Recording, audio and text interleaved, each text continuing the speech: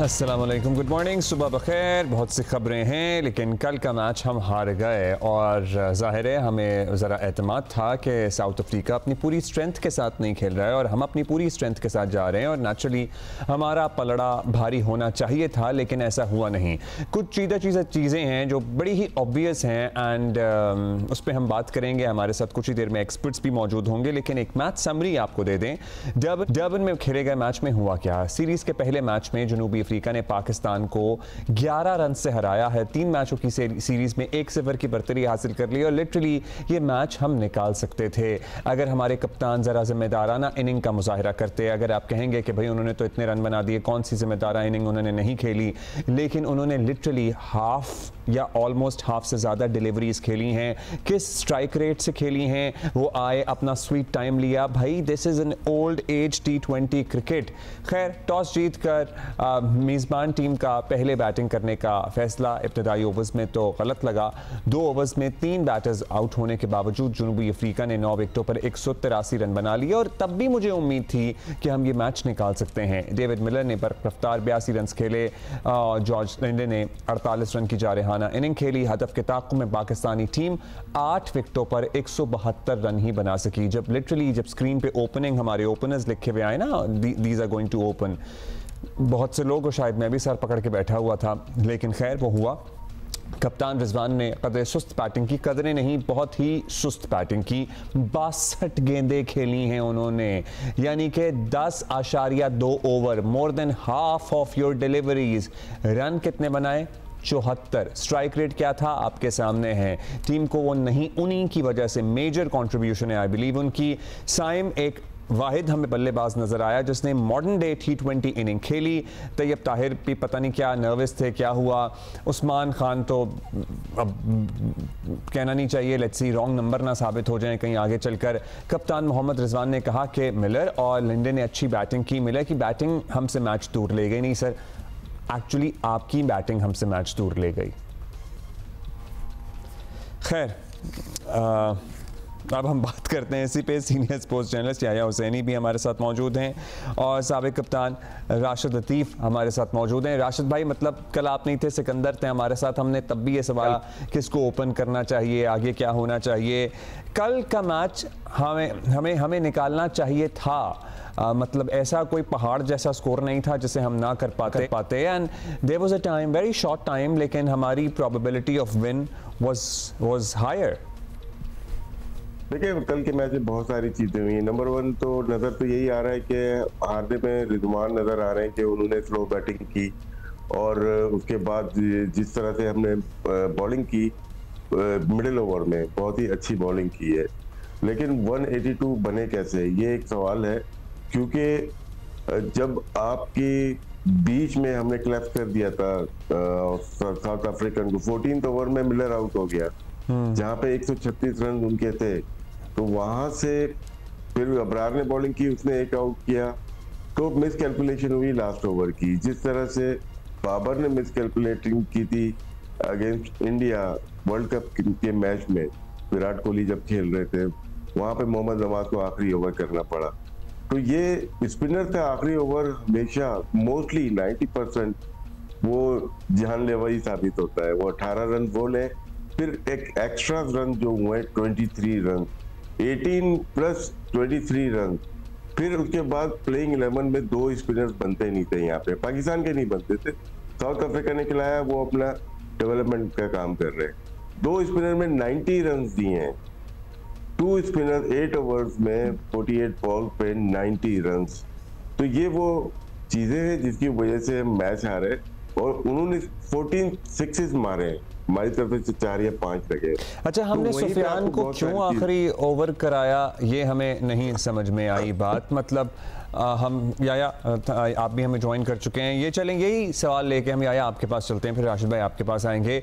मतलब जाहिर है हम सब, आपको पता है ना, क्रिकेट एनालिस्ट भी बन जाते हैं जब इस तरह की कोई सूरत हाल होती है, तो मतलब एक्सपर्ट्स आप हैं, लेकिन इसीलिए हम आपसे जानेंगे। याया, डू यू थिंक सुफियान को आखिरी ओवर कराना भी एक वजह रही हमारे हारने की? वो मिस कैलकुलेट हुआ, somebody else should have bowled that over?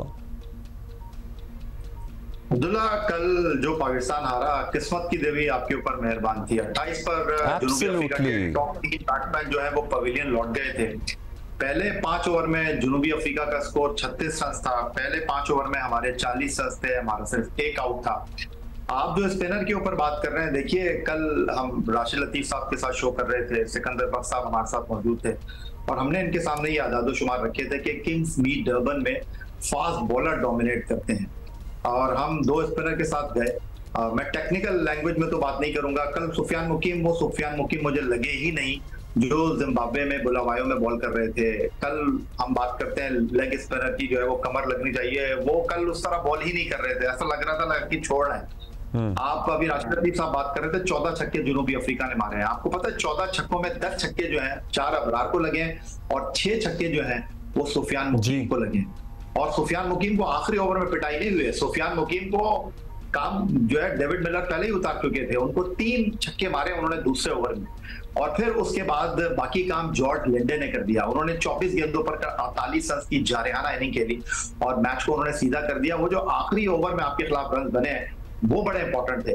दूसरा, आप लोग रिजवान पे बात कर रहे हैं, देखिए रिजवान इसलिए आइडेंटिफाई हो रहे हैं कि 6 ओवर से 15 ओवर तक जुनूबी अफ्रीका ने 102 रन किए और रिजवान थ्रू आउट पाकिस्तान की पहली इनिंग से मौजूद रहे, पहले ओवर से मौजूद रहे। और आपके लिए बड़ी हैरानकुन बात है, आप 187 रन चेस करने के लिए जा रहे हैं और पहली 18 गेंदों पर आप 13 डॉट बॉलें खेल लेंगे तो आप कैसे मैच जीतेंगे। उसके बाद वो तो साइम अयूब का शुक्रिया कि उसने 15 गेंदों पर 7 चौकों के साथ 31 रन बना दिए, वरना मोहम्मद रिजवान कल जिस तरह खेले हैं, आप मुझे ये बताइए कि आप 6ठे ओवर से 15वें ओवर तक सिर्फ 71 रन बनाकर मैच कैसे जीत सकते हैं। ये आज की बात तो नहीं है यार, मतलब लिटरली हम बहुत से लोग ना, रिजवान और जब बाबर आए, रिजवान तो आपको पता है जिस पेस से खेल रहे थे या खेलते हैं, अगर बाबर भी रुके रहते और खेलते रहते और साइम को ये मौका ना मिलता तो शायद वो जो बीच में हमें लग रहा था ना हमारा मैच बन गया है, तो वो भी ना बन पाता। कहीं एक रिलीफ भी था बाबर का आउट होना। Literally I am sorry to say this but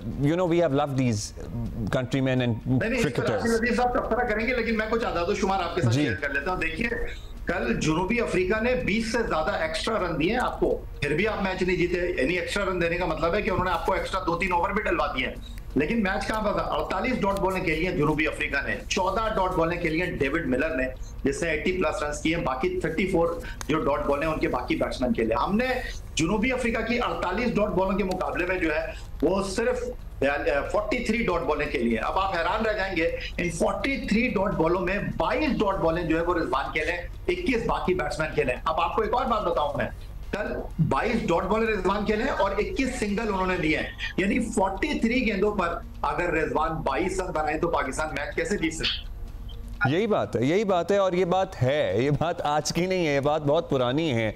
और जैसे हम कहते हैं ना selfish inning, I am sorry but क्या आपकी 50 इंपॉर्टेंट है अपने लिए या टीम, मतलब आप कप्तान भी हैं, अगर शुरू में आप इस रफ्तार से खेलेंगे 50 बनाने में आपको सदियां लग जाएंगी और उसके बाद आप कुछ 2-4 शॉटें मार के अपना स्ट्राइक रेट थोड़ा बेहतर कर लेंगे, जहां अगले 200 के स्ट्राइक रेट से खेल रहे हैं। राशिद भाई ऐसे तो काम नहीं बनेगा, this is not modern day T20 cricket. देखें जैसे यया ने बात की कि 22 उन्होंने डॉट खेली हैं और 21 सिंगल बनाए, तो यहीं से आपको अंदाजा हो जाना चाहिए। लेकिन कुछ प्लेयर खेलते हैं ऐसे, कुछ प्लेयर, लेकिन उनका बाउंड्री का रेशियो बहुत फास्ट हो जाता है। जैसे समझ साउथ अफ्रीका की 48 बॉल डॉट हैं, लेकिन उनके अगर 14 से 15 सिक्सेज हैं तो वो रिकवरी हो जाती है वहाँ पे। हम अगर 43 डॉट बॉल खेल रहे हैं लेकिन हमारे सिक्सेज ओनली 5 हैं, तो वो कंपनसेट हो ही नहीं सकता। इसीलिए अगर कोई भी बैट्समैन बैटिंग कर रहा है, अगर मिलर की हम बात करते हैं 14-15 डॉट बॉल के लिए, लेकिन उसके 6 एंड 4 का रेशियो इतना हाई हो जाता है कि वो कंपनसेट कर जाता है कि अपनी डॉट बॉल और सिंगल्स को। तो रिजवान, अब हम कल शो कर रहे थे, हमने ये, मेरा यही था कि बाबर और साइम ओपन करेंगे, और यया ने परसों के शो में बात की थी कि हमारे 6 ओपनर या 5 ओपनर जोड़ियां चेंज हो चुकी हैं ऑस्ट्रेलिया से लेके जिम्बाब्वे तक, एक और जोड़ी और चेंज हो गई। तो अब डिसाइड कर लेना चाहिए। देखें जब आपका क्रंच मैच आया तो आपने पुराने 2 को दोबारा आपने जोड़ी बना दी, अभी तक हम बना नहीं पाए। हमने कितने ओपनर स्ट्राइक किए ऑस्ट्रेलिया से लेके जिम्बाब्वे 6 और 7 मैच, हम अपना ओपनर ही नहीं ढूंढ पाए। अब हम ना मिडिल ऑर्डर ढूंढ पाए, तो ये एक सोचने की बात है पाकिस्तान क्रिकेट अथॉरिटीज को कि क्यों नहीं हम अभी तक अपने इतने सारे ओपनर, फखर को छोड़ने के बाद इतने सारे ओपनर हमने ट्राई कर लिए, सिर्फ हमें साइम अय्यूब ही मिल रहा है जो भी पहले फ्लॉप हो चुका था। वो तो गुड लक हुई कि वो वापस टीम में आ गए T20 में। अच्छा, फखर का भी समझ नहीं आ रहा, कुछ था उनकी तबीयत खराब है, कुछ उन्हें मतलब कुछ हेल्थ इश्यूज हैं, लेकिन वो तो चैंपियंस T20 भी खेल रहे हैं, या फिर सेलेक्टर्स बेहतर जानते हैं, जाहिर है कि वो उसमें उनका स्टेमिना चेक कर लें, क्योंकि उनकी सेहत से मुताल्लिक मुतज़ाद फिटनेस का एज सच उन्हें बाज़ राय कह रहे हैं कि कोई इशू नहीं है, बाज़ राय कह रहे हैं कि उन्हें घुटने की कोई तकलीफ है, लेकिन he is playing. Pakistan cricket board का मेडिकल पैनल ने एक प्रेस रिलीज एब्सोल्युटली जारी करके हम दूर कर दें जी उनको ये प्रॉब्लम है, 1 महीने का रेस्ट है या नहीं है। वो तो खेलते हुए नजर आ रहे हैं, वो तो खेल रहे हैं, उन्होंने कहा मैं खेल रहा हूँ। तो इसमें जरूरी है कि प्रेस रिलीज पीसीबी की आनी चाहिए। इस तरह से गलत बात हो जाती है कि आपने पेशेंगोइयां कर रहे हैं या कयास रही हम लोग कर रहे हैं। तो ये पीसीबी की तरफ से मेरी खुद भी बात हुई, बोल रहे हैं उनकी हेल्थ ही नहीं है। जब मेरी फखर से बात हुई, बोलते राशिद भाई मैं तो खेल रहा हूँ। तो फिर हम किस पे बिलीव करें? मैं तो फखर पे ही बिलीव करूंगा ना, जो कि फर्स्ट हैंड है। तो इसका मतलब है कि पीसीबी वाले कुछ ना कुछ ऐसी चीज है जिसकी वजह से वो चीजों को छुपा रहे हैं। पता है, जब छुपाने की बात आती है ना, चाहे वो ये मामला हो कोई और मामला हो, फिर एक की 100 बातें बनती हैं और फिर बात का बतंगड़ बनता है। अच्छा याया, अब सुफियान से आप कह रहे थे ऑफ कलर नजर आ रहे थे, आखिरी ओवर नहीं कराना चाहिए था। हम साइम को सिर्फ एज अ बैटर क्यों समझ के बैठ गए हैं? We could have utilized him in bowling as well, he does a pretty decent spin bowling too. देखिए अब्दुल्ला, 4 T20 हो गए हैं as a captain Mohammad Rizwan के, और चारों में पाकिस्तान हार गया है। ऑस्ट्रेलिया ने अपने अहम खिलाड़ियों के बगैर आपके साथ T20 सीरीज खेली, उन्होंने आपको करीब नहीं लगने दिया। पहला T20 छोड़ दीजिए जो बारिश की वजह से 7 ओवर या 9 ओवर तक महदूद हो गया था, बाकी 2 T20 मैचों में आउट क्लास उन्होंने किया आपको। लेकिन कल का जो टीम सिलेक्शन था, कल मुझे अच्छा ये लगा कि हम व्हाइट बॉल क्रिकेट में चाहे वनडे हो चाहे T20 हो, 5 मुस्तकिल बॉलर के साथ जाते नहीं है, जेन्युइन बॉलर के साथ। कल हम गए थे, 3 हमारे पास फास्ट बॉलर थे, 2 हमारे पास स्पिनर थे, लेकिन उसके बावजूद आप 3 for 28 करके 180 प्लस करवा देते हैं, जस्टिफिकेशन नहीं है। तो कल वाज़ेह तौर पर ये लगा कि मोहम्मद रिजवान जो कप्तानी कर रहे थे, जो बॉलिंग ऑप्शंस उन्होंने इस्तेमाल किए, वो बिल्कुल भी ऑफ कलर थे। और कल जिस तरह सुफियान मुकीम को मिलर ने आकर अटैक किया है, और फिर भी मिलर के जाने के बाद हम रिकवरी कर गए थे, लेकिन जॉर्ज लेंडर जो थे जिन्होंने कल हैट्रिक कर ली थी, बाद में ये पता चला कि वो बॉल जो है हारिस रऊफ का बाहर निकल रहा है, वरना वो 21 रन देकर 5 आउट कर गए थे। वापस हुआ डिसीजन, तो 4 for 21 उन्होंने किए। उन्होंने जो है वो बेहतरीन कारकर्दगी का मुजाहरा किया और उन्होंने आपकी टीम को जो है आउट क्लास कर दिया। आप अपने 2 स्पिनर को रो रहे हैं कि जी आपके 2 स्पिनर गलत खेल गए, तो भाई जॉर्ज लिंडर ने तो 4 for 21 किए। असल चीज जो थी वो ये थी कि आपने सही मौके पर उनको यूटिलाइज नहीं किया। जब मिलर खेल रहे थे 3 for 28 थे, भाई आप शाहीन आफरीदी को लगाते, आप हारिस रऊफ को लगाते, आप विकेट बाय करने की कोशिश करते, वहां पर आपने स्पिनर को लगा दिया, तो उसने तो फिर आपको ठोकना ही था ना, उसने तो फिर आपको मारना ही था। तो यहाँ पर रिजवान एज ए बैट्समैन भी अपने आप को जस्टिफाई नहीं कर सके और कल उनकी कप्तानी भी हल्की नहीं। अच्छा राशिद भाई, मतलब अगर कप्तान के डिसीजन मेकिंग को हम यहाँ क्वेश्चन कर रहे हैं, there is a team as well, as in हम टीम जो खेल रही है उसकी तो बात कर रहे हैं, लेकिन there is a team behind the captain too. Management है, पूरा एक ऑन्ट्राज है, यू नो मेंटोर्स हैं, गाइडेंस है, कोचेस हैं, सब लोग हैं, तजर्बाकार लोग बैठे हुए हैं। तो कोई अक्ल भी तो दे सकता है थोड़ी बहुत, या कोई मशवरा, अक्ल तो चले हाश हो जाएगा, लेकिन कोई मशवरा तो दे सकता है, कोई मैसेज तो पहुंचा सकता है, कोई input is a safe word, कोई इनपुट ड्यूरिंग द मैच भी तो दे सकता है। देखिए कोई हार्ड एंड फास्ट नहीं था कि प्लेइंग 11 बनाना। प्लेइंग 11 जब आमिर जमाल टीम में नहीं थे, उस वक्त अंदाजा हो गया था ये गलती ऑस्ट्रेलिया में भी आपने की और यहाँ पे भी कर रहे हैं। वो तेज बॉलर है, आपको बीच में छक्के भी मार सकता है, अच्छी बैटिंग भी कर सकता है। तो एक आपका अच्छा ऑलराउंडर मिसिंग है साउथ अफ्रीका के लिए। जहांदार न्यू है, इसलिए आपने खिलाया नहीं उसको, आप स्पिनर्स पे चले गए। प्लेइंग 11 में 2 स्पिनर यहाँ पे बनते नहीं थे पाकिस्तान की जानिब से, क्योंकि 2 स्पिनर के बनने का मतलब है कि ये 3-4 बैट्समैन है, ये दुनिया के बेहतरीन बल्लेबाज है। क्लासन हो जाए, मिलर हो जाए, वैन डूसन हो जाए, रिजा हेंड्रिक्स हो जाए, ये स्पिनर्स पे बहुत अच्छा खेलते हैं। और कल देखा आपने मिलर ने जिस तरह स्पिनर्स को लिया है, स्पेशली अबरार को, जो उन्होंने उनकी बॉल के मुताबिक मारे, क्योंकि गोल्फ स्विंग है उनके पास और वो नहीं छोड़ते अपने छोटे ग्राउंड पे। हमें बाउंड्रीज के साइज पता होना चाहिए कि नटाल में जो डर्बन क्रिकेट ग्राउंड है वो साइज की बाउंड्रीज बहुत बड़ी नहीं है और वो वहाँ के स्पेशलिस्ट बैट्समैन है। प्लेइंग 11 बनाने के लिए आपको बहुत ज्यादा सोचने की जरूरत नहीं, आपको पता होना चाहिए हमारी प्लेइंग 11 क्या होनी चाहिए। जब कप्तानी खराब की, लेकिन एक जगह कप्तानी बहुत अच्छी की, आउट करने के लिए शाहीन आफरीदी को 14th ओवर में लेके आए और उन्होंने विकेट ली 5 रन देके। नेक्स्ट ओवर में वो मिलर आउट हो गए थे, उसके बाद अबरार ने 15 ओवर में 2 रन देके 1 विकेट ली है। तो ये जो 3-4 ओवर थे बहुत, लेकिन आपके पास एक स्पेशलिस्ट बॉलर और मिसिंग था, फास्ट बॉलर एक मिसिंग था हमारे पास, जो कि अगर होता तो बहुत बड़ा। अच्छा, बाबर आजम कल फिर 0 पे आउट हुए, क्या नजर आ रहा है आपको? और या गलती क्या कर रहे हैं वो, या कहाँ कर रहे हैं? नर्वस तो नहीं होना चाहिए उन्हें अब इतने तजर्बे के साथ? उनकी सिलेक्शन गलती है या बाबर से गलतियां हो रही हैं, क्या हो रहा है? क्योंकि it was a very ordinary ball जिस पे वो आउट हुए हैं। नहीं, गलती हमारे लोगों की है जो कि इतने सारे ओपनर्स ट्राई करने के बाद भी राइट कॉम्बिनेशन ढूंढ ही नहीं सके, इसी वजह से तो वापस आए ना। आपके पास क्यों नहीं बैट्समैन है जो कि पूरे टॉप ऑर्डर तो हमें मिल जाते हैं ना। अगर हम उस्मान की बात करते हैं कि वो ओपन करते हुए आए, रिजवान भी ओपन, सारे तो ओपनर हैं, तो हम अभी तक एक प्लेयर ही सिलेक्ट नहीं कर पाए। पूरी सिलेक्शन कमेटी ने 26 प्लेयर सिलेक्ट किए टूर्स के लिए, जिसमें 6 ओपनर हैं।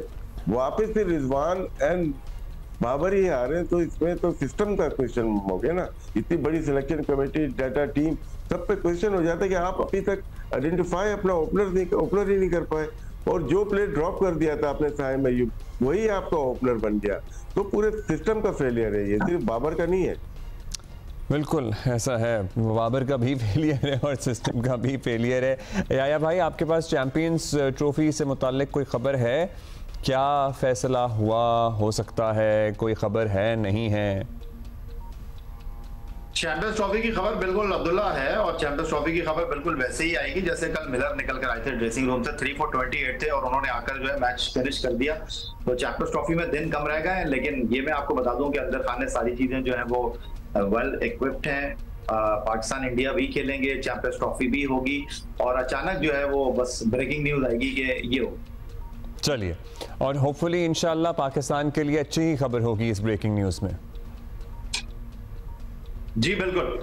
राशिद भाई, do you have an insight about it? आपके पास खबरें तो आपके पास भी होती हैं। नहीं, आजकल बिल्कुल भी नहीं। 2-3 दिन बिल्कुल मंदा रहा हमारा कारोबार, खामोशी है। कल आपको ब्रेकिंग देंगे। चलें ठीक है, आज हम भी अपने ज़राए को ज़रा खटखटाते हैं कि क्या अपडेट है क्या नहीं है। मुख्तसरन बता दें राशिद भाई, नेक्स्ट में हमें कोई तब्दीली करनी है तो हम क्या तब्दीली करें?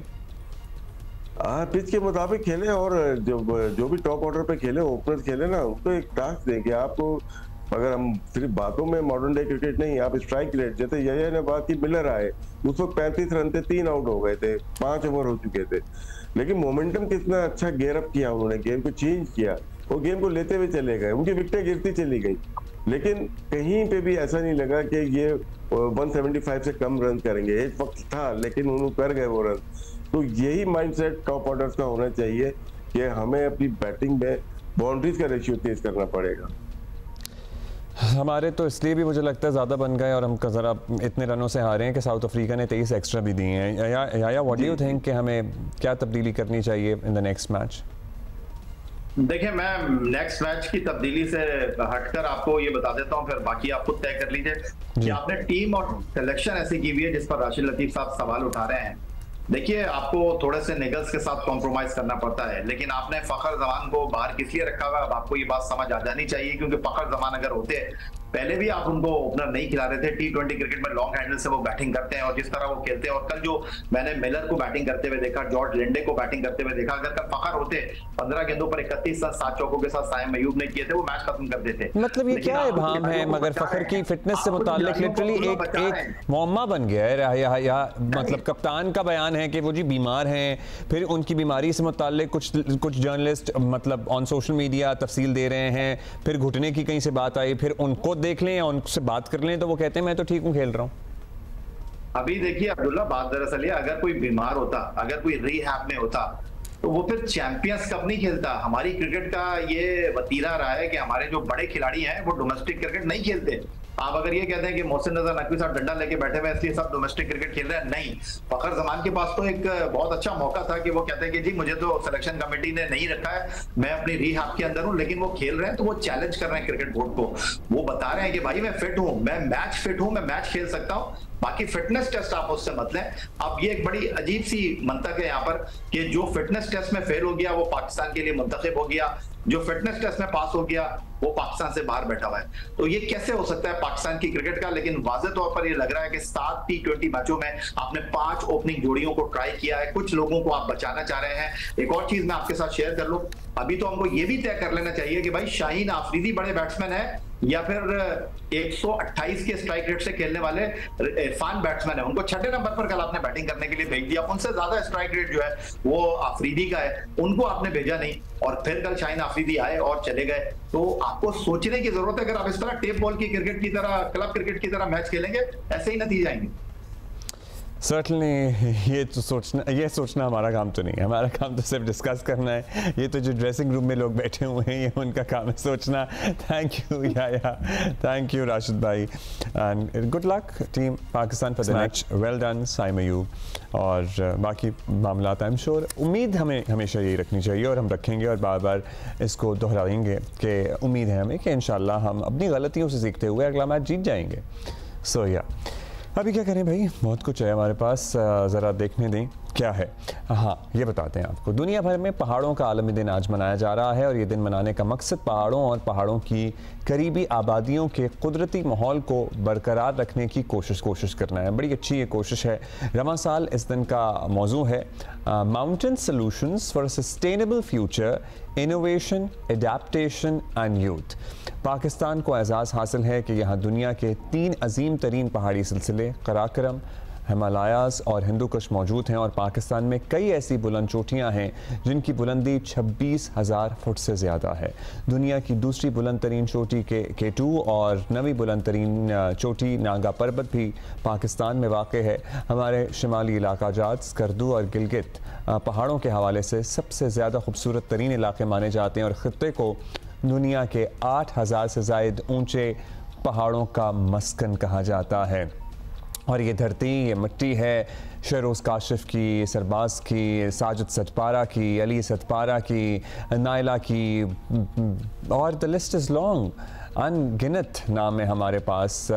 सो yeah hats off to our mountaineers, hats off to our Sherpas जो कि माउंटेनियर्स का साथ देते हैं, ऊपर जाते हैं। और हम ज़ाहिर है अभी सयाहत में हमारी बहुत गुंजाइश है, बहुत बेहतरी ला सकते हैं और इसे कितना और बेहतर करके दुनिया को अपनी तरफ अट्रैक्ट कर सकते हैं। तहरीक इंसाफ और इमरान के सबसे ज़्यादा मेहरबान दोस्त और करीबी समझे जाने वाले जनरल फैज़ के खिलाफ जारी कोर्ट मार्शल में कल बड़ी पेशरफ्त हुई है। फैज़ हमीद को अब बाज़ाब्ता चार्जशीट कर दिया गया है।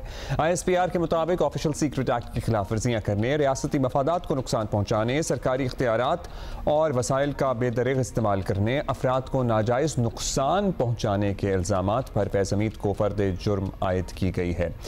यही नहीं बल्कि मुल्क में इंतशार, बेअमनी और 9 मई से जुड़े पुरतशद्दुद वाक़यात में भी फैज़ हमीद के मुलव्विस होने से मुताल्लिक अलहदा तफ्तीश जारी है और इस पेशरफ्त को तहरीक इंसाफ और बानी PTI के लिए नई परेशानियों और मसाइब का इशारा समझा जा रहा है। फैज़ हमीद की गिरफ्तारी के वक्त भी बानी PTI ने कहा था कि फैज़ हमीद को उनके खिलाफ वादा माफ़ गवाह बनाने की कोशिश की जा रही है। सेनेटर फैसल वोरा के नज़दीक इमरान खान को फौजी तहवील में लेना अब उनके लिए हैरान कुन नहीं होगा।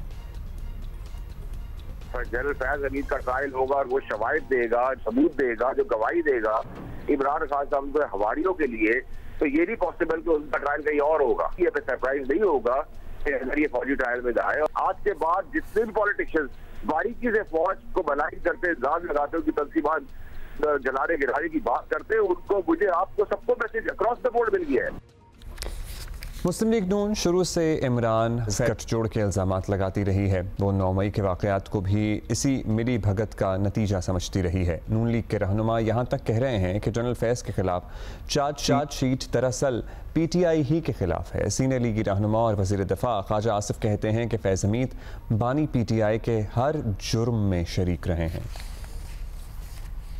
इस सारे सिलसिले में वेब जो है उन्होंने ये पार्टनर इन क्राइम रहे बानी पीटीआई की, यानी इमरान खान के साथ। बानी पीटीआई ने एक स्टैंड ले लिया अक्टूबर 1921 में, if I am not wrong, कि जी मैंने इनको ही लाइन में लगाना है ताकि आइंदा जो है वो चीफ ये बने।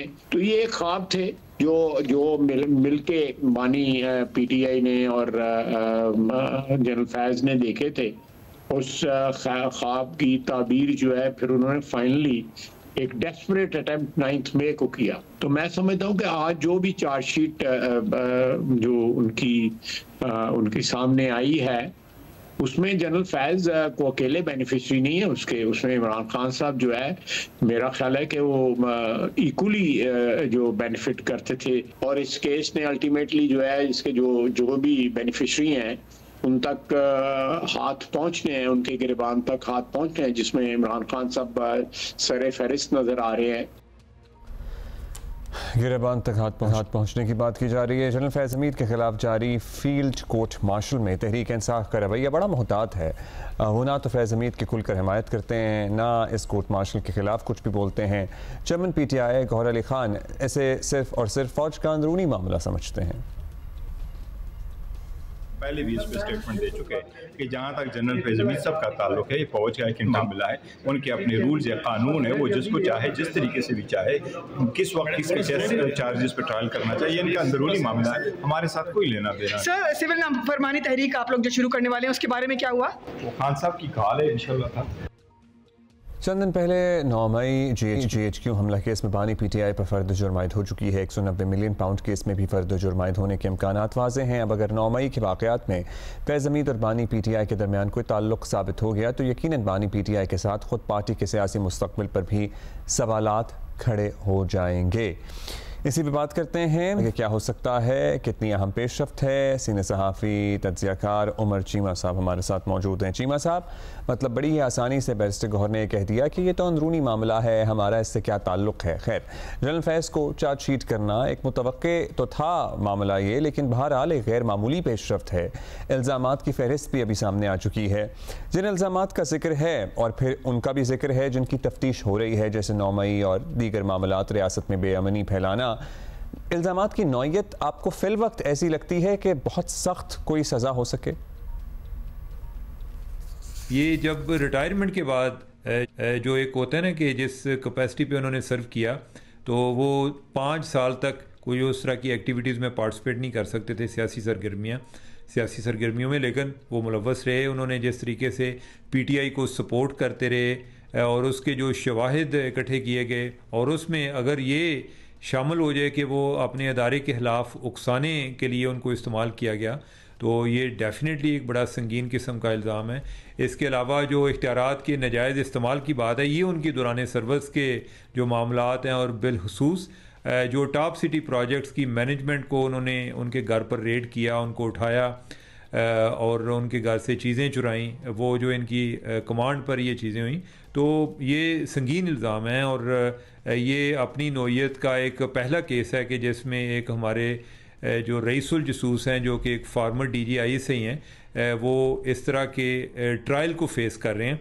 तो ये तो इस लिहाज से भी बड़ा एक्स्ट्रा ऑर्डिनरी है। और दूसरा जो उनको सज़ा होती है वो भी एक बड़ी अनप्रेसिडेंटेड होगी। उनको बहुत ज़्यादा सज़ा भी हो सकती है, उम्र कैद भी हो सकती है, लेकिन हम ये फ़र्ज़ करें कि अगर उनको 5 साल या 7 साल सज़ा होगी, तो ये वो वाली नहीं है कि आगे जाके कोई इधर मामला सिविलियन अदालत में तो आना नहीं है। ये वाला मामला एक प्योरली एक आर्मी एक्ट की वायलेशन का मामला है, तो ये उधर ही चलेगा। सिविलियन अदालत में तो आएगा मामला कि अगर कोई आता है कि राइट ऑफ फेयर ट्रायल उनको डिनाई किया गया है, तो इस पर वो सिविलियन साइड पर आ सकते हैं।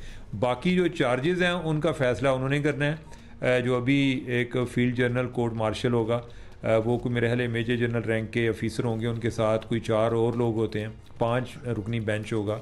और उसके बाद अगर वो इवन नजर सानी में जाएगा तो वो भी आगे कोई जो एक 3 स्टार जनरल है उसके पास जाएगा। और उसके बाद आगे कोई अगर मर्सी पिटीशन होगी, कोई माफ़ी की दरख्वास्त होगी, तो वो आर्मी चीफ़ के पास जाएगी। सिविलियन साइड पर एक उनके पास ऑप्शन रह जाता है कि अगर आर्मी चीफ भी उनकी मर्सी पिटीशन रिजेक्ट कर देते हैं तो फिर जो सदर के पास उनकी आएगी।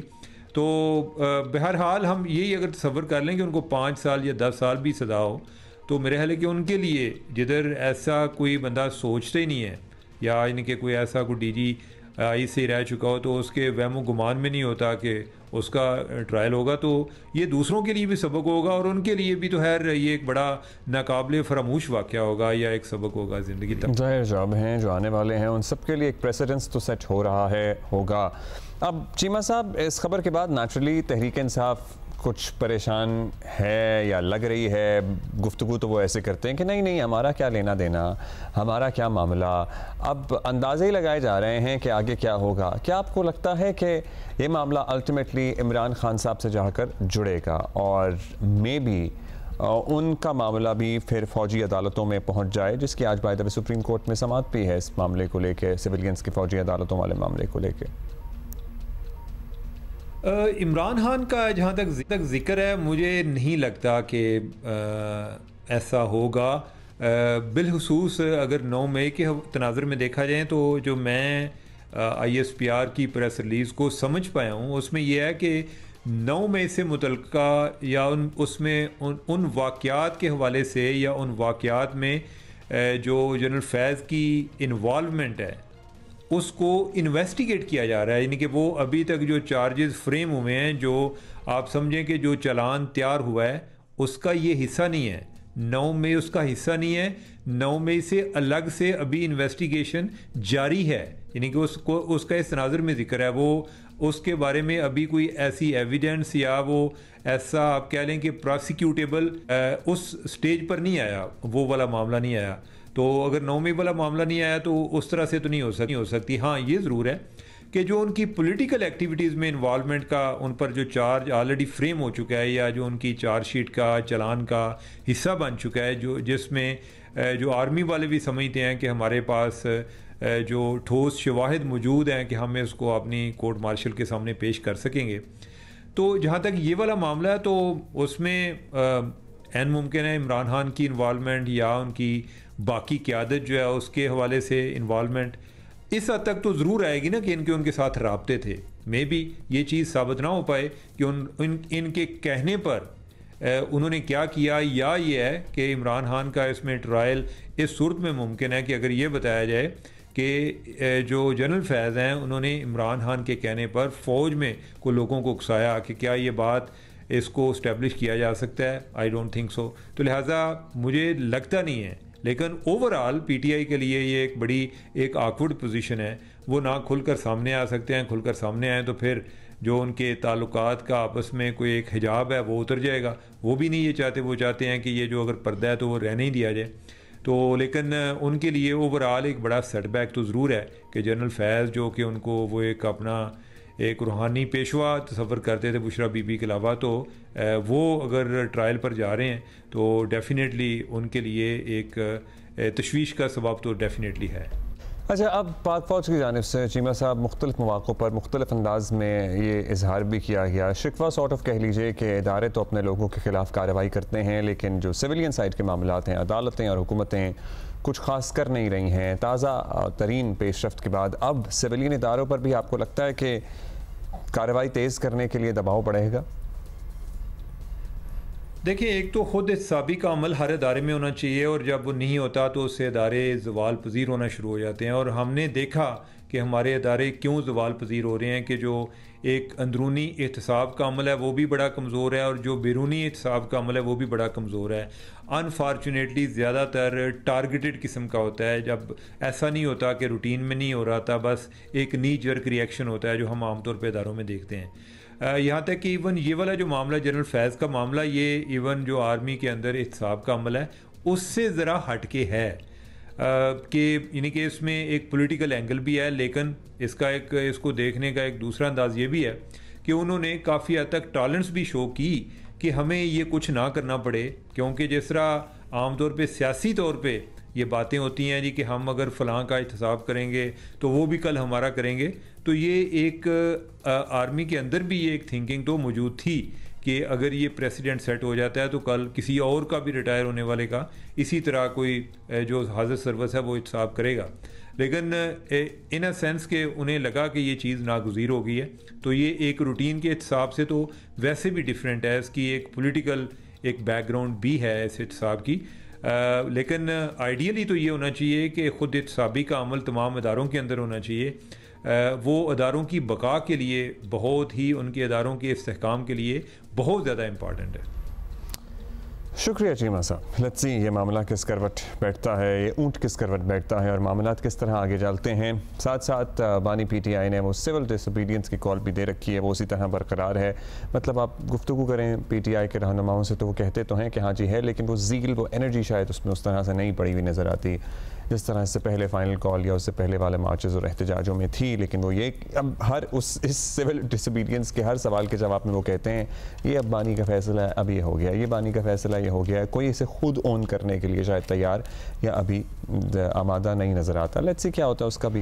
भाई कराची में सर्दी आ नहीं रही है बल्कि आ गई है। शहर में अचानक सर्दी की लहर ने सबको ज़रा अभी तैयार नहीं थे हम, थोड़े से परेशान। मतलब मौसम तारीखें देखें तो हमें तैयार होना चाहिए था, लेकिन ज़हनी तौर पर चूंकि अभी पिछले हफ्ते की बात है कि AC भी चल रहे थे, पंखे भी चल रहे थे, अब अचानक सब कुछ बंद हो गया है, गीज़र ऑन हो गए हैं, जैकेटें ढूंढी जा रही हैं घर में बच्चों की कि किधर हैं सर्दी के कपड़े, किस थैले में, किस बैग में भरे हुए हैं, सब निकालो एकदम से।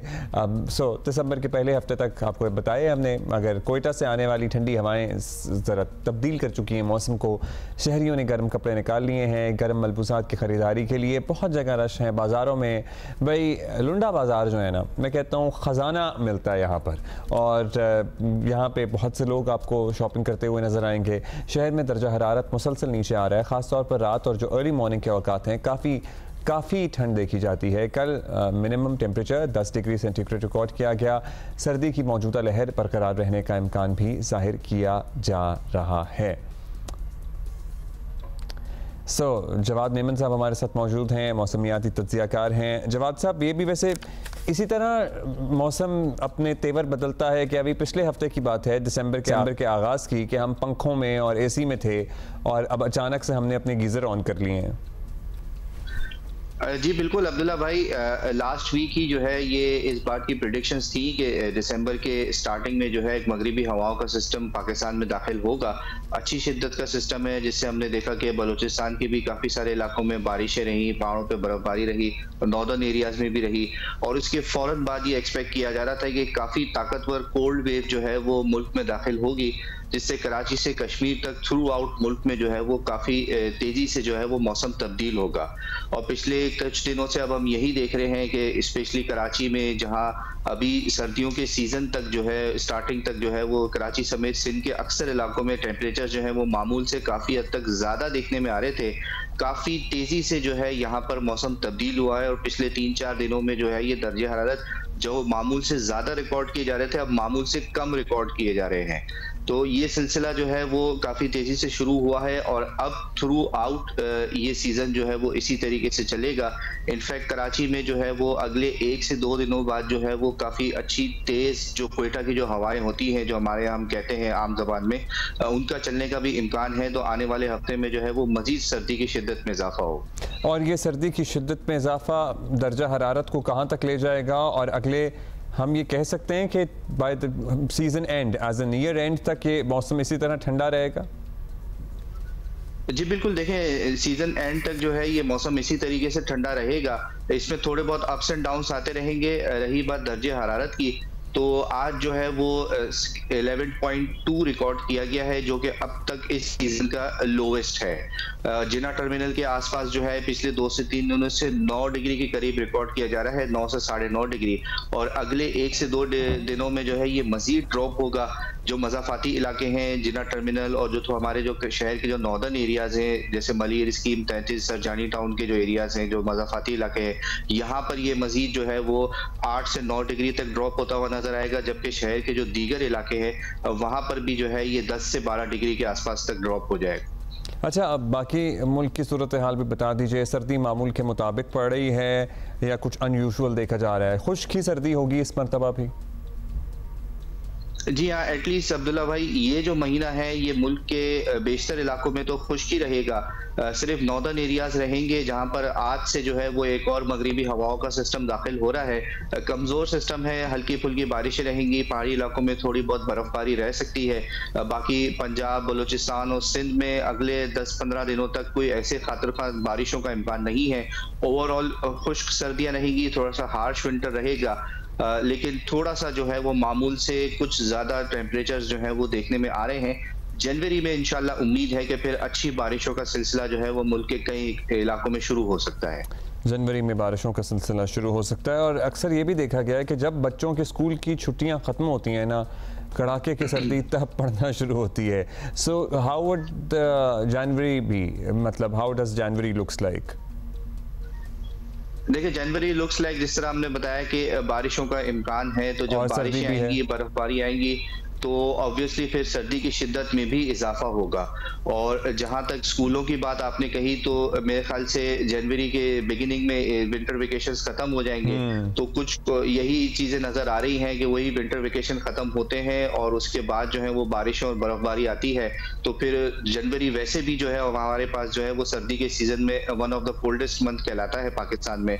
तो उम्मीद यही की जा रही है कि अच्छी कड़ाके की ठंड होगी और बारिशें भी होंगी। थैंक यू आपका जवाद साहब।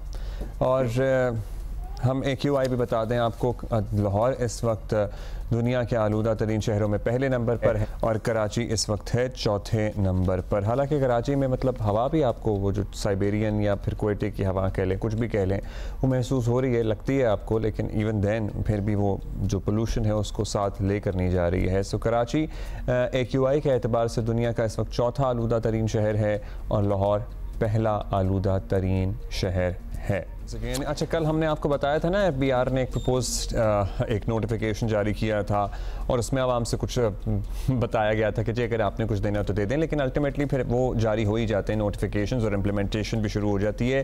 फिर शायद कुछ समझदार को ख्याल आया, हमारे भी बात करने के बाद और भी लोगों ने बहुत सी बात की, बैरून मुल्क से आने वाले मुसाफिरों के लिए बैगेज रूल्स में तरमीम करने का हुक्मनामा आया था जो कल दिन में वापस ले लिया गया है। Thank God the sanity prevailed. FBR में बैठे बैठे फैसला साजों का भी वैसे कमाल है, जवाब नहीं है। पीर को FBR ने बैगेज रूल्स में तरमीम का नोटिफिकेशन जारी किया था जिसमें कहा गया था कि बैरून मुल्क से ज़ाती इस्तेमाल के अलावा एक मोबाइल फ़ोन लाने की इजाज़त होगी। ये भी कहा गया है कि $1200 से ज़ायद की कमर्शियल अशिया लाने पर पाबंदी होगी और वो ड्यूटी अदा करने के बावजूद भी जब्त कर ली जाए। किस खुशी में भाई जब्त कर ली जाएंगी? If somebody is paying a duty, आपने वो रख कर या जब्त करके अपने लिए इस्तेमाल करनी है। यही दुकान खोलने वाले थे आप लोग, क्या करना मकसूद था यहाँ पे? अगले ही दिन चेयरमैन FBR ने नोटिफिकेशन वापस लेने का हुक्म सादिर कर दिया। इस हवाले से FBR ने वजाहत जारी की है जिसमें मौक़िफ़ अख्तियार किया गया है कि गलत तासुर पैदा हुआ कि सामान की कीमत $1200 तक मुकर्रर की गई है। FBR ने $1200 से ज़ायद का ज़ाती सामान जब्त करने की तरदीद की है। $1200 की हद में ज़ाती इस्तेमाल या तोहफे की अशिया शामिल नहीं है। FBR का कहना है कि कन्फ्यूजन फैलने से बचने के लिए नोटिफिकेशन वापस लिया गया है। अगर कौमी सतह के फैसले करने से पहले FBR हुकाम आपस में लिटरली, ये तो बेसिक था, मशवरा कर लें। This was embarrassing on your part, to be honest. मतलब whosoever was responsible for issuing this notification, this was embarrassing to say the least. So yeah, अब जाहिर है कोई एक चीज़ अगर क्वांटिटी में आ रही है ना तो नेचुरली आपको समझ में आ जाएगा। जैसे कोई आदमी 50 iPhone ला रहा है या इवन 15 भी ला रहा है तो आप ज़रूर कार्रवाई करें, या 10 भी ला रहा है तो आप कार्रवाई करें। या एक आदमी कोई एक ही तरह की चीज़ जैसे कोई पूरा दवाइयों से भरा हुआ इंपोर्टेड बैग ला रहा है तो सर्टनली कारोबार करने ला रहा है, मतलब 100 कैप्सूल के डब्बे ला रहा है, या कोई एक ही तरह की शर्टों से भरा हुआ है सामान या कुछ भी है, तो सर्टनली आप कार्रवाई कर सकते हैं। लेकिन अगर नॉर्मल अपने सामान तोहफा देने के लिए कोई चीज़ ला रहा है, उसमें आपने मज़ीद FBR के जो हुकाम हैं या दीगर जो लोग हैं जो वहाँ पे मौजूद हैं, जो मुसाफिरों का सामान चेक करने के लिए उकाबी निगाहें लगाए बैठे हैं, उनको आपने मौका दे दिया कि वो मज़ीद रिश्वत बनाएं, वो मज़ीद पैसे कमाएं, क्योंकि ज़ाहिर है फिर आप किसी भी चीज़ को लेकर ब्लैकमेल कर सकते हैं कि जी ये तो आपके बैग में 5 चीज़ें ही $1200 से ज़ायद हैं। मतलब एक अगर एक्सपेंसिव जूता कोई आदमी जो अफोर्ड कर सकता है वो ले ले तो $400-500 का तो वो जूता ही होता है। So what are you talking about? So ये बेहतर है कि ये वापस ले लिया गया। अशरफ मलकम हमारे साथ मौजूद हैं, और उनसे बात करते हैं। अशरफ, शुक्रिया। अशरफ, कल आपको पता है कि हम ये तो आज डिस्कस कर रहे हैं, लेकिन कल हम ऑफ द कैमरा भी ज़ाहिर डिस्कस कर रहे थे और ये मैं आपसे पूरी तफसील जान रहा था कि क्या सिलसिला है ये, क्या वजूहात बनी अब इस नोटिफिकेशन को वापस लेने की? मतलब समझ में आया कि हाँ जी ये फ़ैसला ज़रा जल्दबाजी में हो गया? जब ये नोटिफिकेशन आ गया तब ये यकीनन सबके लिए अचानक था। इसमें दो चीज़ें हैं, एक तो $1200 से ज़्यादा मालियत का सामान नहीं आ सकता, दूसरे जो महंगा मोबाइल है वो नहीं आ सकता। मोबाइल की हद तक तो इट्स ओके, ये एक आता भी लग्जरी आइटम्स में है, इसकी प्राइस भी डिटर्मन हो जाती है कितने का है। जो लग्जरी आइटम दूसरी 1200 जैसे ज़्यादा की हैं उसके बारे में बड़ा एक अजीबोगरीब एक था जो हमारा FBR के साथ एक्सपीरियंस है। जबकि हुकूमत अच्छा फ़ैसला लेती है, जो बेहतर फ़ैसला लेती है, उस पर अमल दरामद इस तरह भोंडे तरीके से होता है कि उसका मजाक बन जाता है। जैसे पहले हुआ था, अभी जब नया बजट शुरू हुआ तो वज़ीर ख़जाना ने कहा था कि जो टैक्स रिटर्न्स का फार्म है इसको आसान बनाया जाएगा। जब नया फार्म आया तो इतना आसान था कि 41 पेजेस का हो गया था, पहले से ही मुश्किल हो गया था, वही फिर चेंज हुआ। अभी ये फ़ैसला भी ऐसे ही है। मकसद तो इसका ये था कि लोकल इंडस्ट्री जो मोबाइल फ़ोन जहाँ असेंबल होता है पाकिस्तान में, उसको तहफ़्फ़ुज़ दिया जाए, उसकी सेल बढ़ाई जाए और साथ साथ इम्पोर्ट्स कम की जाए। तो लेकिन जो उसमें ऑर्डर आया वो इस तरह का ऑर्डर आया, पूरा पाकिस्तानी हैरान रह गया। अब फिर जब वापस हुआ, हमारे फैसले इसी तरह तूफ़ानी स्पीड से होते हैं, तूफ़ानी स्पीड से वापस होते हैं, इतनी खामोशी से, इतनी शर्मिंदगी से वापस हुआ। उस पर कहा भी कुछ नहीं गया, जस्ट वो नोटिफिकेशन वेबसाइट से था, आज अचानक ही पता चला वो हटा लिया गया है। गो के कहा गया है कि नई तजावीज़ के साथ दोबारा जारी किया जाएगा, लेकिन मुझे लगता नहीं कि दोबारा होगा। जो होना था हो चुका। जो FBR को शर्मिंदगी होनी थी, ये FBR की नई दुकान जिसको कहूँगा मैं आसान लफ्ज़ों में खुलनी थी। फ़र्ज़ करेंगे एक बंदा लेट्स से कि 2 शर्ट्स लेके आता है, उसकी प्राइस कौन डिटर्मिन करेगा? इसी दुनिया में, इसी ग्लोबल मार्केट में $5000 की शर्ट भी है और 20 पाउंड की शर्ट भी है। कौन फैसला करेगा इसकी प्राइस क्या है?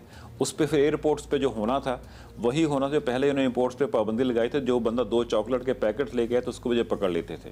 अब एक नया रास्ता खुल जाना था FBR का करप्शन का एयरपोर्ट्स पे, उसको फ़िलहाल तो जो नोटिफिकेशन की विदड्रॉल से बंद हो गया जी। लेकिन बेवकूफ़ाना फ़ैसला था, बगैर सोचे समझे किया गया था, सिवाय गवर्नमेंट की सुबकी करवाने के मुझे बाहर इसका कोई मकसद नज़र नहीं। अच्छा, मतलब एक कोई कमर्शियल एक्टिविटी करना है ना, वो तो आइडेंटिफाई हो जाता है, लेकिन अगर कोई 2 या 3 या 4 फ़ोन भी ला रहा है तो कोई स्मगलिंग कंसिडर होगी? इन मोबाइल फ़ोन्स पर अल्टीमेटली आपको टैक्स अदा करना पड़ता है जो कौमी ख़जाने में जाता है, मतलब उसके बगैर तो नहीं आप चला पाते ये जितने भी मोबाइल ले आए फिर कोई। तो ये कि भाई एक के अलावा दूसरा मोबाइल भी होगा तो वो कॉन्फिस्केट कर लेंगे। वो कॉन्फिस्केट करके क्या हासिल करना है भाई? पैसे लो, आप छोड़ो चीज़ को। ये इस हद तक तो ठीक है कि इसमें मोबाइल फ़ोन से गवर्नमेंट को टैक्स मिलता था, लेकिन इसके साथ साथ एक बहुत अहम ज़रूरी चीज़ है जो मैंने पहले भी कही है कि जो भी हो, हर मुल्क हो, हर शोबा हो, अपनी लोकल सनत को तहफ़्फ़ुज़ ज़रूर देता है। पाकिस्तान में लोकली मैन्युफैक्चर होता है मोबाइल फ़ोन, उसको एक तहफ़्फ़ुज़ देना था। लेकिन साथ साथ अगर मोबाइल फ़ोन पे लेट से एक 5 लाख का मोबाइल फ़ोन आता है, उस पर 2 लाख रुपये टैक्स है। पाकिस्तान का 5 लाख रुपये बाहर भी तो जाता है, उससे मनी फ़्लाइट मोबाइल फ़ोन के ज़रिए हो रही है, उसको भी रोकना था। पाकिस्तान का ज़र मुबादला जाता है बाहर, उसको रोकना था। एक मकसद तो अच्छा था, इसकी हद तक तो मैं इतफ़ाक़ करता हूँ कि इन पर रोका जाना चाहिए, ये पाबंदी होनी चाहिए। जो टैक्स की बात की है, पैसा जाता ज़्यादा है, टैक्स कम आता है। लेकिन अभी जो गवर्नमेंट ने पॉलिसी बनाई थी, जिसको मोबाइल फ़ोन की हद तक मेरे ख्याल में इनको दोबारा इसको आयद करना चाहिए कि अगर मोबाइल फ़ोन उसको स्मगल ही कहा था, स्मगल करते हैं तो टैक्स देने, एक से ज़्यादा मोबाइल फ़ोन स्मगल करते हैं, इसको स्मगलिंग कहा जाएगा। तो टैक्स देने के बावजूद जितनी भी आइटम्स होने, जितने मोबाइल फ़ोन होने थे वह हक़ सरकार ज़ब्त होने थे, वो वापस उस ख़रीदार को, मोबाइल फ़ोन लाने वाले को नहीं मिलने थे। इसमें टैक्सेस कम थे, गवर्नमेंट का, हुकूमत के, पाकिस्तान गवर्नमेंट का ना कहें, अवाम का, स्टेट का पैसा बाहर ज़्यादा जाता था मोबाइल फ़ोन पे जो खर्च होता था जी। इस हद तक फैसला दुरुस्त था जी। That's another way to put it and thank you Ashraf, आपने हमें ये समझाया। लेकिन एक सवाल और है, आपसे पूछेंगे कि अब आज की तारीख़ में स्टेटस क्या है? क्या एक से ज़ायद मोबाइल फ़ोन लाए जा सकते हैं? कोई भी एक्सपेंसिव गिफ्ट्स लाए जा सकते हैं?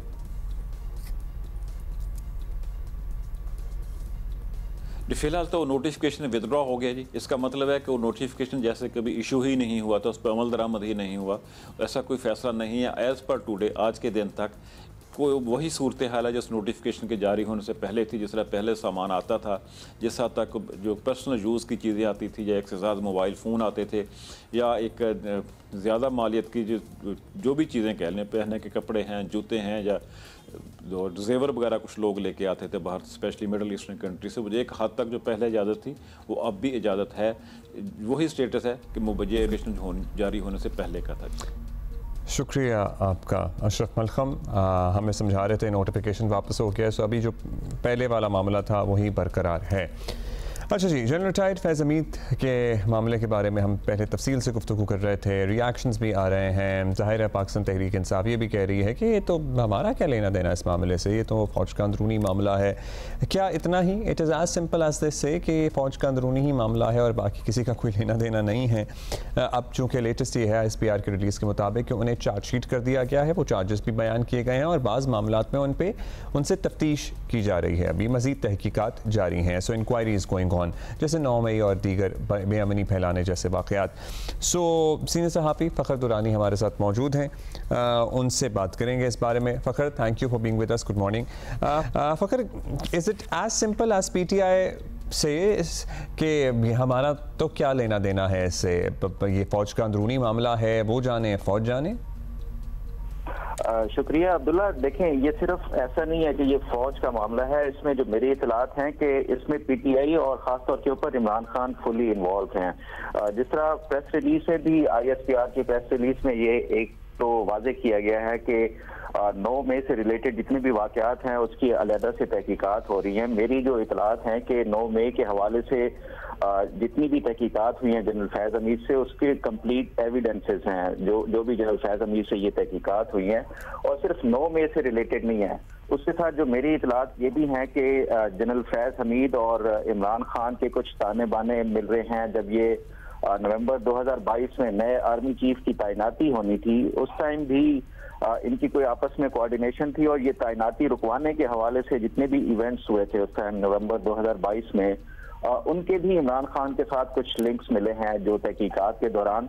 और 2022 में अगर आपको याद हो, उस टाइम एक लॉन्ग मार्च किया था इमरान खान ने, और वो लॉन्ग मार्च के दौरान जब ये वजीराबाद पहुंचा था तब उनके कोई ये फायरिंग का इंसिडेंट भी हुआ था, जिसकी वजह से इमरान खान को ये कैंसिल करना पड़ा था लॉन्ग मार्च। लेकिन ये तमाम तहकीकात के दौरान ये साबित हुआ है कि ये उस टाइम आर्मी चीफ की तैनाती के प्रोसेस को भी रुकवाना चाह रहे थे। अच्छा, ये भी साबित हुआ है। तो मगर फिर रिलीज़ में तो जो चार्जशीट है उसका जिक्र किया गया, ये जो 9 मई वाले वाक़यात हैं उस पर यही कहा गया है कि अभी इसमें इंक्वायरी जारी है, लेकिन आपकी इत्तलात ये हैं कि उसके भी ठोस शवाहिद और सबूत मौजूद हैं। जी देखिए, ये चार्जशीट तो अब ये जब कल जनरल फैज़ हमीद को पढ़ के सुनाई गई, जो एक ट्रिब्यूनल या एक बेंच बनता है ये जो फील्ड जनरल कोर्ट मार्शल के लिए, उसके सामने। लेकिन ये जो प्रेस रिलीज है अब उसमें ये कंप्लीट डिटेल्स तो वैसे भी होता है कि इदारों की तरफ से जब ये प्रेस रिलीज जारी की जाती है वो कंप्लीट डिटेल्स नहीं वो की जाती। लेकिन जब ये जनरल फैज़ हमीद के ये जो एक लीगल टीम बनाई जा रही है उसके सामने ये सारी चार्जशीट आएगी तो ये तमाम हकायक उस टाइम सामने आएंगे। अच्छा, कल बैरिस्टर गौहर से भी जब जाहिर है उनका रिएक्शन लेने की सहाफ़ी कोशिश कर रहे थे, उन्होंने ऐसे इस तरह बयान किया कि वो भी वकील हैं कि भाई चार्जशीट का मतलब है कि ट्रायल का आगाज़ हुआ है, इसको अंजाम से क्यों इबारत किया जा रहा है। फ़ौज के जो ट्रायल होते हैं इनमें क्या होता है, when the chargesheet is presented, जब यह चार्जशीट होता है कोई भी मुलजिम, इसका मतलब है कि बात मामलात पक्के हैं, अब कोई राह फरार शायद इन इल्ज़ामात से इख्तियार नहीं किया जा सकता। देखिए, जो फील्ड जनरल कोर्ट मार्शल का होता है वो कभी भी ये जो चार्जशीट पढ़ के सुनाई जाती है हेर से के ऊपर मबनी नहीं होती। इसकी जो बाकायदा इंक्वायरी की गई है वो उसके तमाम जो ठोस शवाहिद हैं और सबूत हैं वो इकट्ठे किए गए हैं और उसके बाद ही इनको चार्जशीट किया गया है। ये प्रोसेस के इसका अब जो ट्रायल किया जाएगा, ये बैरिस्टर गौहर की बात बिल्कुल दुरुस्त है कि ये अभी चार्जशीट या इल्जामात उनके ऊपर फ्रेम किए गए हैं। आगे जब ये ट्रायल होगा तो उसके बाद ऑब्वियसली जितने भी इसमें आपको लगता है कि जल्द हो जाएगा, ये मंतकी अंजाम तक पहुंचेगा ये मामला, या फिर it would take a few months from this stage? मेरी जो इस हवाले से बात हुई है मुख्तलिफ लोगों से जो कि माजी में कोई फील्ड जनरल कोर्ट मार्शल की कार्रवाइयों का हिस्सा रहे हैं, चाहे वो प्रोसिक्यूशन की सूरत में हो या डिफेंस की सूरत में हो, वो ये बताते हैं कि जनरल फैज हमीद का जो कोर्ट मार्शल का जो प्रोसेस है ये तकरीबन 1.5 महीना से 2 महीने तक इसका लग सकता है, क्योंकि इसमें जितने भी विटनेसेस होंगे उनकी क्रॉस एग्जामिनेशन होगी और ऑब्वियसली के 1 से 2 दिन हर एक विटनेस के ऊपर या एविडेंस के ऊपर क्रॉस क्वेश्चनिंग और उसके ऊपर होगा, इनको भी दिफा का पूरा मौका दिया जाएगा। तो उस बुनियाद के ऊपर ये it will take more than 1 month. It can take more than 1 month. Pakistan Tehreek Insaf के लिए आपको क्या लगता है मुश्किलात आने वाले दिनों में बढ़ रही हैं? 15 की उनकी कॉल है सिविल डिसोबीडियंस की, फिर ये खबर भी आई है, मतलब ये प्रेशर पड़ा है उनको इस खबर और इस डेवलपमेंट से भी। बज़ाहिर तो वो कह रहे हैं कि हमें कोई फ़र्क नहीं पड़ता, क्या उस कॉल को जिसका पहले ऐलान किया गया और पाकिस्तान तहरीक इंसाफ के अपने लीडरान उसे उस तरह दिल से शायद ओन करते नहीं नज़र आ रहे, बस यही कह रहे हैं जब भी पूछा जाए बानी का फैसला है, बानी का फैसला है, उस पर नज़रसानी हो सकती है आपको लगता है इस डेवलपमेंट के बाद? अब्दुल्ला बिल्कुल, देखें इसमें कोई शक नहीं है कि इसका ये जो जनरल फैज हमीद का ट्रायल है इसका पीटीआई के ऊपर बराह रास्त असर पड़ेगा, और सिर्फ यही नहीं कि ये कोई पॉलिटिकल उसके इम्पैक्ट्स होंगे, बल्कि उसके साथ साथ जो इमरान खान का मेरे इस हवाले से बात हुई, वो ये कहते हैं कि ये जो जनरल फैज हमीद के ऊपर जो चार्जशीट फ्रेम की गई है, गो के ये इनका सिंगल हैंडेडली ये ट्रायल किया जाएगा, लेकिन उसके साथ साथ जो एडिशनल इसमें जितने भी शवाहिद और सबूत हैं, तो ये खारिज से इम्कान नहीं है कि इसमें इमरान खान को भी आगे जाके उनका वो ट्रायल फेस किया जाएगा और उनके लिए कोई सेपरेट चार्जशीट भी फ्रेम की जा सकती है। तो क्या इमरान खान का मिलिट्री ट्रायल हो सकता है? इस हवाले से अभी ये जो शवाहिद आएंगे और जो उसके साथ साथ जो चार्जशीट में जो इनके साथ साथ इमरान खान के हवाले से है, तो वो उस पर फिर डिपेंड करता है कि उनका मिलिट्री कोर्ट में ही ट्रायल होता है, और ये माजी में भी होता रहा है कि सिविलियंस का भी मिलिट्री कोर्ट में ये ट्रायल होता है। तो ये खारिज। अच्छा, सुबह की खबर भी है आज की कि एक फहरिस्त है, मतलब 50 से ज़ायद सियासतदान इनकी रिटायरमेंट के बाद इनसे राब्ते में थे, और आर्मी एक्ट के तहत रिटायरमेंट के बाद एटलीस्ट 5 साल तक आप किसी भी किस्म की सियासी सरगर्मी में मुलव्वस नहीं हो सकते। सो वो 50 से ज़ायद सियासतदानों में मेजॉरिटी पाकिस्तान तहरीक इंसाफ की है। सो इसका दायरा कार आपको लगता है कि मज़ीद वसी होगा? बानी पीटीआई तो चले हैं इसकी जद में, लेकिन और भी लोग इसमें इस मामले में निशाने पर आएंगे या आ सकते हैं? बिल्कुल, इस हवाले से देखें, एक तो ISPR की जो प्रेस रिलीज है उसमें भी वाज़ेह है कि जो पॉलिटिकल एक्टिविटीज और उसके हवाले से जो मुलव्वस लोग हैं उनके हवाले से भी, और ये दायराकार सिर्फ ये पॉलिटिशियंस नहीं बल्कि कुछ जो मिलिट्री के हवाले से, आपको याद हो जब ये जनरल फैज हमीद के खिलाफ ये मामला शुरू हुए थे तो उस टाइम भी कुछ ब्रिगेडियर्स जो जनरल फैज हमीद के साथ काम कर रहे थे उनको भी पकड़ा गया था, और वो बाकायदा ISPR ने उसका भी बताया था। तो ये इसका जो दायराकार है आने वाले दिनों में मजीद बढ़ता हुआ नजर आ रहा है। शुक्रिया आपका फ़खर, थैंक यू। PSL के ड्राफ्ट्स का आपको पता लग गया? नहीं पता लगा तो हम आपको बताएंगे, और बताएंगे आपको ये कि पाकिस्तान सुपर लीग के 10वें एडिशन के लिए it's going to be 10 years. Players draft 11 जनवरी को होगा। रवां हफ्ते मुल्क के गैर मुल्की खिलाड़ियों की रजिस्ट्रेशन शुरू हो जाएगी। पाकिस्तान क्रिकेट बोर्ड ने ड्राफ्टिंग का प्रोमो जारी कर दिया है। You no it is that time of the year जब पता नहीं क्यों एक फेस्टिविटी होती है, एक फ्लेवर होता है, खुशी होती है माहौल में। आपकी ज़िंदगी में बहुत से मसले हो सकते हैं, चल रहे होता है, सबकी ज़िंदगी में कुछ ना कुछ होता है, लेकिन PSL पता नहीं हम एक अजब कनेक्शन है PSL का हमारे आवाम के साथ। And we just hope and pray के बड़ा ही ज़बरदस्त ये इवेंट हो, और अब तो it would be a decade of PSL as well. So उसकी एक अलग सेलिब्रेशन होनी भी चाहिए। अच्छा, अभी होशियार खबरदार, बरतानिया UK में आपको पता है बहुत सारे पाकिस्तानी मकीम हैं, उनके लिए एक अहम खबर, उस पर हम आगे चलकर बात करेंगे। लेकिन इससे पहले हम बात कर रहे थे जनरल रिटायर्ड फैज हमीद के बारे में, जिन्हें चार्जशीट कर दिया गया। ISPR की तरफ से पूरी रिलीज़ है, उस पर हुकूमत का रिएक्शन भी आ रहा है। वज़ीर दिफा का कल आपने आज शाहज़ेब खानज़ादा के साथ में इंटरव्यूज़ देखा, और उन्होंने कहा कि ये तो PTI के खिलाफ चार्जशीट है और ये नत्थी हैं मामला सारे और जुड़े हुए हैं। क्या पाकिस्तान तहरीक इंसाफ के लिए वैसे इतनी मुश्किलात हैं ऑलरेडी, क्या बानी PTI के लिए और क्या नई मुश्किल खड़ी होगी इससे? ये भी अहम सवाल है। इतना आसान है क्या उनका मामला फिर मिलिट्री कोर्ट में ले जाना? फिर सुप्रीम कोर्ट में ऑलरेडी ये केस ज़ेर समाअत है। क्या हो सकता है? क्या जो सिविल डिसोबीडियंस की कॉल है, या वो आखिरी पत्ता या आखिरी कार्ड जिसे कह लें, जिस पर तुले हुए हैं बानी PTI, लेकिन बाकी उनके जो लीडरान हैं उस सब में उनके साथ शायद ज़रा दूर खड़े हुए नज़र आते हैं, उस पर वो नज़रसानी करेंगे? क्या उन पर प्रेशर पड़ेगा, नहीं पड़ेगा? या फिर बस ये ऐसे ही चलता रहेगा और कब तक ये ट्रायल अपने मंतकी अंजाम तक पहुँचेगा और उसके बाद सज़ा सुनाई जाएगी, बिकॉज़ वो टाइमलाइन भी इम्पॉर्टेंट है। बाज़ ज़राए अभी फ़खर हमें बता रहे थे कि 1.5 से 2 महीने भी लग सकते हैं, एटलीस्ट 1 महीना तो लगेगा। चार्जशीट पढ़कर सुनाई गई है और उसके बाद फिर ट्रायल का आगाज़ होगा, शहादतें होंगी, बयानात होंगे एंड ट्रायल आगे बढ़ेगा। सो ये है सूरत हाल। हम तज्ज़िये तबसरे भी शामिल करते रहेंगे और बहुत से मामलात का जिक्र किया गया ISPR की प्रेस रिलीज़ में, जिसमें इख्तियारात का नाजायज़ इस्तेमाल है, लोगों को बेजा तंग करना ही हम कहेंगे, नुकसान पहुँचाना, और ये सारे मामलात हैं।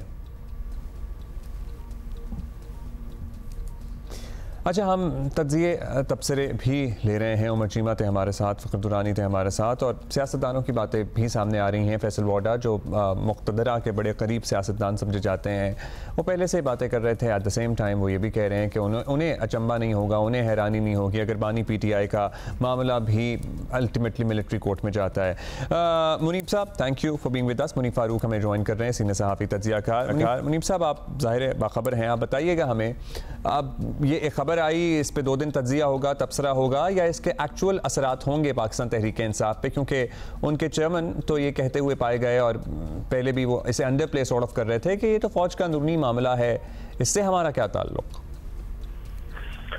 बहुत शुक्रिया। देखिए, बात यह है अब्दुल्ला कि जो प्रेस रिलीज अब ये आई है चार्जशीट के हवाले से, उसमें जो अंडरलाइंग एक मैसेज है या जोर है वो इस चीज के ऊपर है कि जो सियासी अनासर हैं उनके साथ मिली भगत के साथ बहुत कुछ किया गया, और जो प्रोटेस्ट भी किए गए उनके अंदर भी एक मुशावरत और एक बाकायदा कॉन्स्पिरेसी का एलिमेंट पाया जाता है। तो चाहे जितना मर्जी डिस्टेंस क्रिएट करने की कोशिश करें तहरीक इंसाफ के दोस्त या इमरान खान साहब, बादियों नजर में तो ये मामला काफी क्रिटिकल नजर आता है। लेकिन जो प्रोटेस्ट किए गए मुनीब साहब, वो अभी चार्जशीट का हिस्सा तो नहीं है। उस पर बताया गया है कि 9 मई या दीगर मामलात पे तो अभी इंक्वायरी चल रही है। चार्जशीट जाहिर है वो भी बड़ी अहम है, मगर ये प्रोटेस्ट और अभी रियासत के खिलाफ बगावत करना, या जिसे सियासतदान कहते हैं, इस तरह का कोई लफ्ज इस प्रेस रिलीज में नहीं है। देखिए, जो प्रिंसिपल एलिमेंट उसके अंदर था कि वो सियासी एक्टिविटीज में इन्वॉल्व थे, और उनके अंदर उन्होंने बहुत से और ऐसे काम किए। जैसे मैंने कहा कि चार्जशीट के मदरजात कुछ सामने आए हैं, एग्जैक्ट चार्जशीट क्या फ्रेम हुई है वो तो बिहाइंड क्लोज डोर्स है, नहीं पता चलता। लेकिन जिन चीजों के ऊपर तफ्तीश हो रही है, जितना इम्पेटस उनके ऊपर डाला गया है, मैं बहुत आपको जिम्मेदारी से कह सकता हूँ कि उनके मामले में काफी ऐसी चीजें हैं जिन पर बड़ा ये कॉन्फिडेंस शो किया जा रहा है कि शायद वो बिल्कुल एक्यूरेट है और उनके ऊपर काफी इंक्रिमिनेटिंग एविडेंस मौजूद है। लेकिन वो एविडेंस हमारे आपके सामने तो नहीं है, लेकिन अगर ये मामला उस जगह तक जाता है जहां पर ये कोई क्लियर लिंक एस्टेब्लिश करता है इमरान खान साहब और फैज हमीद साहब के मामलात के ऊपर, तो फिर एक क्रिटिकल इशू बन जाएगा इमरान खान साहब के ऊपर कि क्या वो भी पाकिस्तान आर्मी एक्ट के सब्जेक्ट बिल वास्ता या बिला वास्ता तौर पर बन सकते हैं। अगर ऐसा है तो फिर बताया गया है कि law will take its own course, लेकिन ये तमाम चीजें कहने में हमेशा आसान होती है। Law take its course Munib, आपको पता है सुप्रीम कोर्ट में मामला ज़ेर समाअत है, एक सिविलियन का आर्मी एक्ट के तहत या मिलिट्री कोर्ट में ट्रायल होना, आपको ये वन ऑफ द पॉसिबिलिटीज नजर आ रहा है इस मामले में?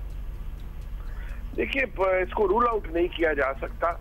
इसकी इंटेंट तो बहुत पहले से मौजूद है, जो कि मैं बयान कर चुका हूँ काफी ऐसा पहले कि ये तो मौजूद है, लेकिन ये कितना आसानी से हो पाएगा, कैसे हो पाएगा, this is a $1 million question. लेकिन आप ये बात ध्यान में रखिएगा कि जो 25 मई 2022, नवंबर 2022 की वो जो इंट्रीग थी, पूरा सैबोटाज था जनरल आसिम मुनीर साहब की अपॉइंटमेंट को सैबोटाज करने का, उसके ऊपर तो, और खास तौर पर जो 9 मई है इसके ऊपर तो बड़ा क्लियर मौकफ क्लेम किया जाता है कि ये तो इसमें जनरल फैज हमीद साहब और इमरान खान साहब दोनों का हाथ है, और ये सब कुछ जो हो रहा था ये मिली भगत से हो रहा था। अब एग्जैक्टली उस पे तफ्तीश के साथ तक पहुंची है, उसके अंदर एविडेंस कितना मौजूद है ये बाद की बात है, हमें जब पता चलेगा। लेकिन अगर कन्विक्शन ऑर्डर के अंदर ये चीजें साबित होती हैं कि ये लिंक एस्टैब्लिश होता है, तो फिर हम एक ऐसी जंक्शन पे पहुंचेंगे जहां कुछ भी हो सकता है। पाकिस्तान तहरीक इंसाफ, आपको लगता है इस वक्त जिस गढ़े में ऑलरेडी है उसे मज़ीद गहरा कर रही है, खुद खोद कर किसी फरासत से काम लेते हुए। जो पर्टिकुलरली सिविल डिसोबीडियंस वाली कॉल दी गई है, 15 से बाज़ाब्ता ऐलान होगा और सबको ज़ाहिर कन्विंस करना शुरू कर दिया गया है ऑलरेडी इनके सोशल मीडिया में। ये आखिरी फाइनल कॉल कह लें, ये वाकई आखिरी कार्ड साबित होगा और ये आखिरी कार्ड इन अ सेंस इस तरह साबित हो सकता है कि ये नेल इन द कॉफिन भी हो सकता है।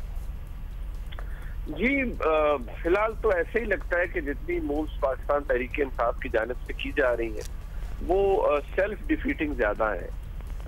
उनके अंदर जो एक एलिमेंट पाया जाता है वो ये है कि मसाइल बहुत ज्यादा हैं और आप एक ऐसी मोहर अपने ऊपर सब्त कर रहे हैं कि आप के लिए किसी अपने लीडर की रिहाई ज्यादा अहमियत रखती है और रेड लाइन इमरान खान साहब है, पाकिस्तान नहीं है। अब ये सिविल डिसोबीडियंस की कॉल देना या इसकी प्लानिंग करना, इससे तो ये जाहिर होता है कि आपको मुल्क से भी ज्यादा अजीज शायद अपनी जमात के अपने लीडर है बदकिस्मती से। और जो इम्पोर्टेंट एलिमेंट है कि अगर आप तरसीलात में कमी का बायस बन भी जाते हैं तो ना आर्मी चीफ की तनख्वाह कम होगी, ना वज़ीर आज़म की तनख्वाह के अकाउंट में पैसे कम जाएंगे, ना किसी के घर में 2 रोटियां कम बनेगी, नुकसान तो मुल्क का होगा।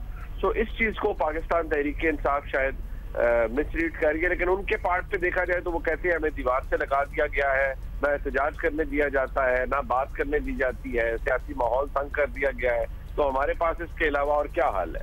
सो अगर देखा जाए तो वहां पर भी जो गिले गुजारे हैं वो भी कुछ गलत नहीं है, मामला तो खराब है, लेकिन अगर इसका सिरा ढूंढना है तो फिर वहां से ढूंढना पड़ेगा ये मामला खराब कहाँ से होना शुरू हुए। लेकिन अब जो कुछ किया जा रहा है वो तो फिर बहुत क्रिटिकल है। शुक्रिया आपका Manish, thank you for being with us. जी, एक इंटरेस्टिंग चीज़ है आपसे शेयर करेंगे। दुनिया को लाहा ख़तरात की बात करें तो आपको पता ही है बहुत सारे इश्यूज़ हैं जिसमें क्लाइमेट चेंज भी है। माहौलियाती तब्दीलियों को हम इस मौजू से इस तरह जोड़ेंगे कि हर चीज़ जो हमारे इर्द गिर्द है, टेक्नोलॉजी है, उसका इस पर बराह रास्त या बिलवास्ता असर होता है। मौसमों की पेशगोई के रवायती तरीके बदल गए हैं, काबिल एतबार नहीं रहे हैं। माहिरीन बता रहे हैं कि जितना ज़्यादा डेटा होता है उसकी प्रोसेसिंग भी उतनी ही ज़्यादा पेचीदा होती है। कई सालों से कोशिश की जा रही थी कि कोई ऐसा सुपर कंप्यूटर बन जाए, ऐसा मॉडल बन जाए जो बहुत सारे डेटा को बहुत ही कम वक्त में प्रोसेस कर सके और उसके आइडियल नताइज भी हों, मतलब उसका जो रिज़ल्ट है वो उसकी एक्यूरेसी भी ज़्यादा हो। अब इसमें एक ब्रेक थ्रू हुआ है और ये ब्रेक थ्रू करने वाली टीम जो है इसमें एक पाकिस्तानी शामिल है और इनका ताल्लुक है Lahore university of management sciences से और इनका नाम है डॉक्टर ज़ुबैर खालिद, जिन्हें सुपर कंप्यूटर की दुनिया के सबसे बड़े अवार्ड गॉर्डन बेल प्राइज़ के लिए मुंतखब किया गया है। डॉक्टर ज़ुबैर हमारे साथ मौजूद हैं, उनसे हम ये मौजू समझेंगे भी और इनकी जो कॉन्ट्रीब्यूशन रही है इस टीम में और इस डेवलपमेंट में, इस स्पेसक्राफ्ट में, वो भी आप तक पहुँचाएँगे। डॉक्टर ज़ुबैर, सबसे पहले तो बहुत मुबारक हो आपको, we are ready for you and आप पाकिस्तान का नाम भी रोशन कर रहे हैं। ज़रा बता दीजिए यहाँ क्या प्रॉब्लम सॉल्व हो रही थी जिसके सोल्यूशन में ये इतनी बड़ी पेशरफ्त हुई है? Bismillahirrahmanirrahim. First of all, thank you, Abdullah, for inviting me and for your kind words. I truly appreciate. जी, मैं थोड़ा स्टार्ट करूंगा आपके नाज़रीन के लिए इसके बैकग्राउंड से कि डेटा की कितनी अहमियत है। आपने बिल्कुल दुरुस्त फरमाया that climate change is a real threat और पाकिस्तान जो है वो सबसे ज़्यादा वनरेबल कंट्रीज़ की लिस्ट के अंदर शामिल है। अगर हम माजी में देखें तो हमने अभी 3-4 हफ्ते पहले एक स्मॉग एक्सपीरियंस की पूरे पंजाब के अंदर। उससे पीछे जाएं तो हमारे पास हीट वेव्स थी समर के अंदर। उससे पीछे जाएं तो हमारे पास फ्लड्स आते हैं, सवाद में ग्लेशियर्स मेल्ट हो रहे हैं, बलूचिस्तान में हमारे पास वी हैव दीज वल्नरेबिलिटीज़। इन सब को जांचने के लिए और इन सब के लिए बेहतर पॉलिसीज़ बनाने के लिए जो क्लाइमेट डेटा है उसकी बहुत अहमियत है। और जब हम कहते हैं क्लाइमेट डेटा तो इसका मतलब है हमें एक हाई रेजोल्यूशन क्लाइमेट डेटा चाहिए जिसकी रेजोल्यूशन स्पेस में भी अच्छी हो कि हमारे पास हर चंद किलोमीटर के बाद या वैसे तो हर 1 किलोमीटर के बाद एक पॉइंट मिल रहा हो कि टेम्परेचर कैसे बदल रहा है, बारिश कैसे बदल रही है and so on and so fourth. और इसलिए हम चाहते हैं टाइम में भी हमारे अच्छी रेजोल्यूशन हो।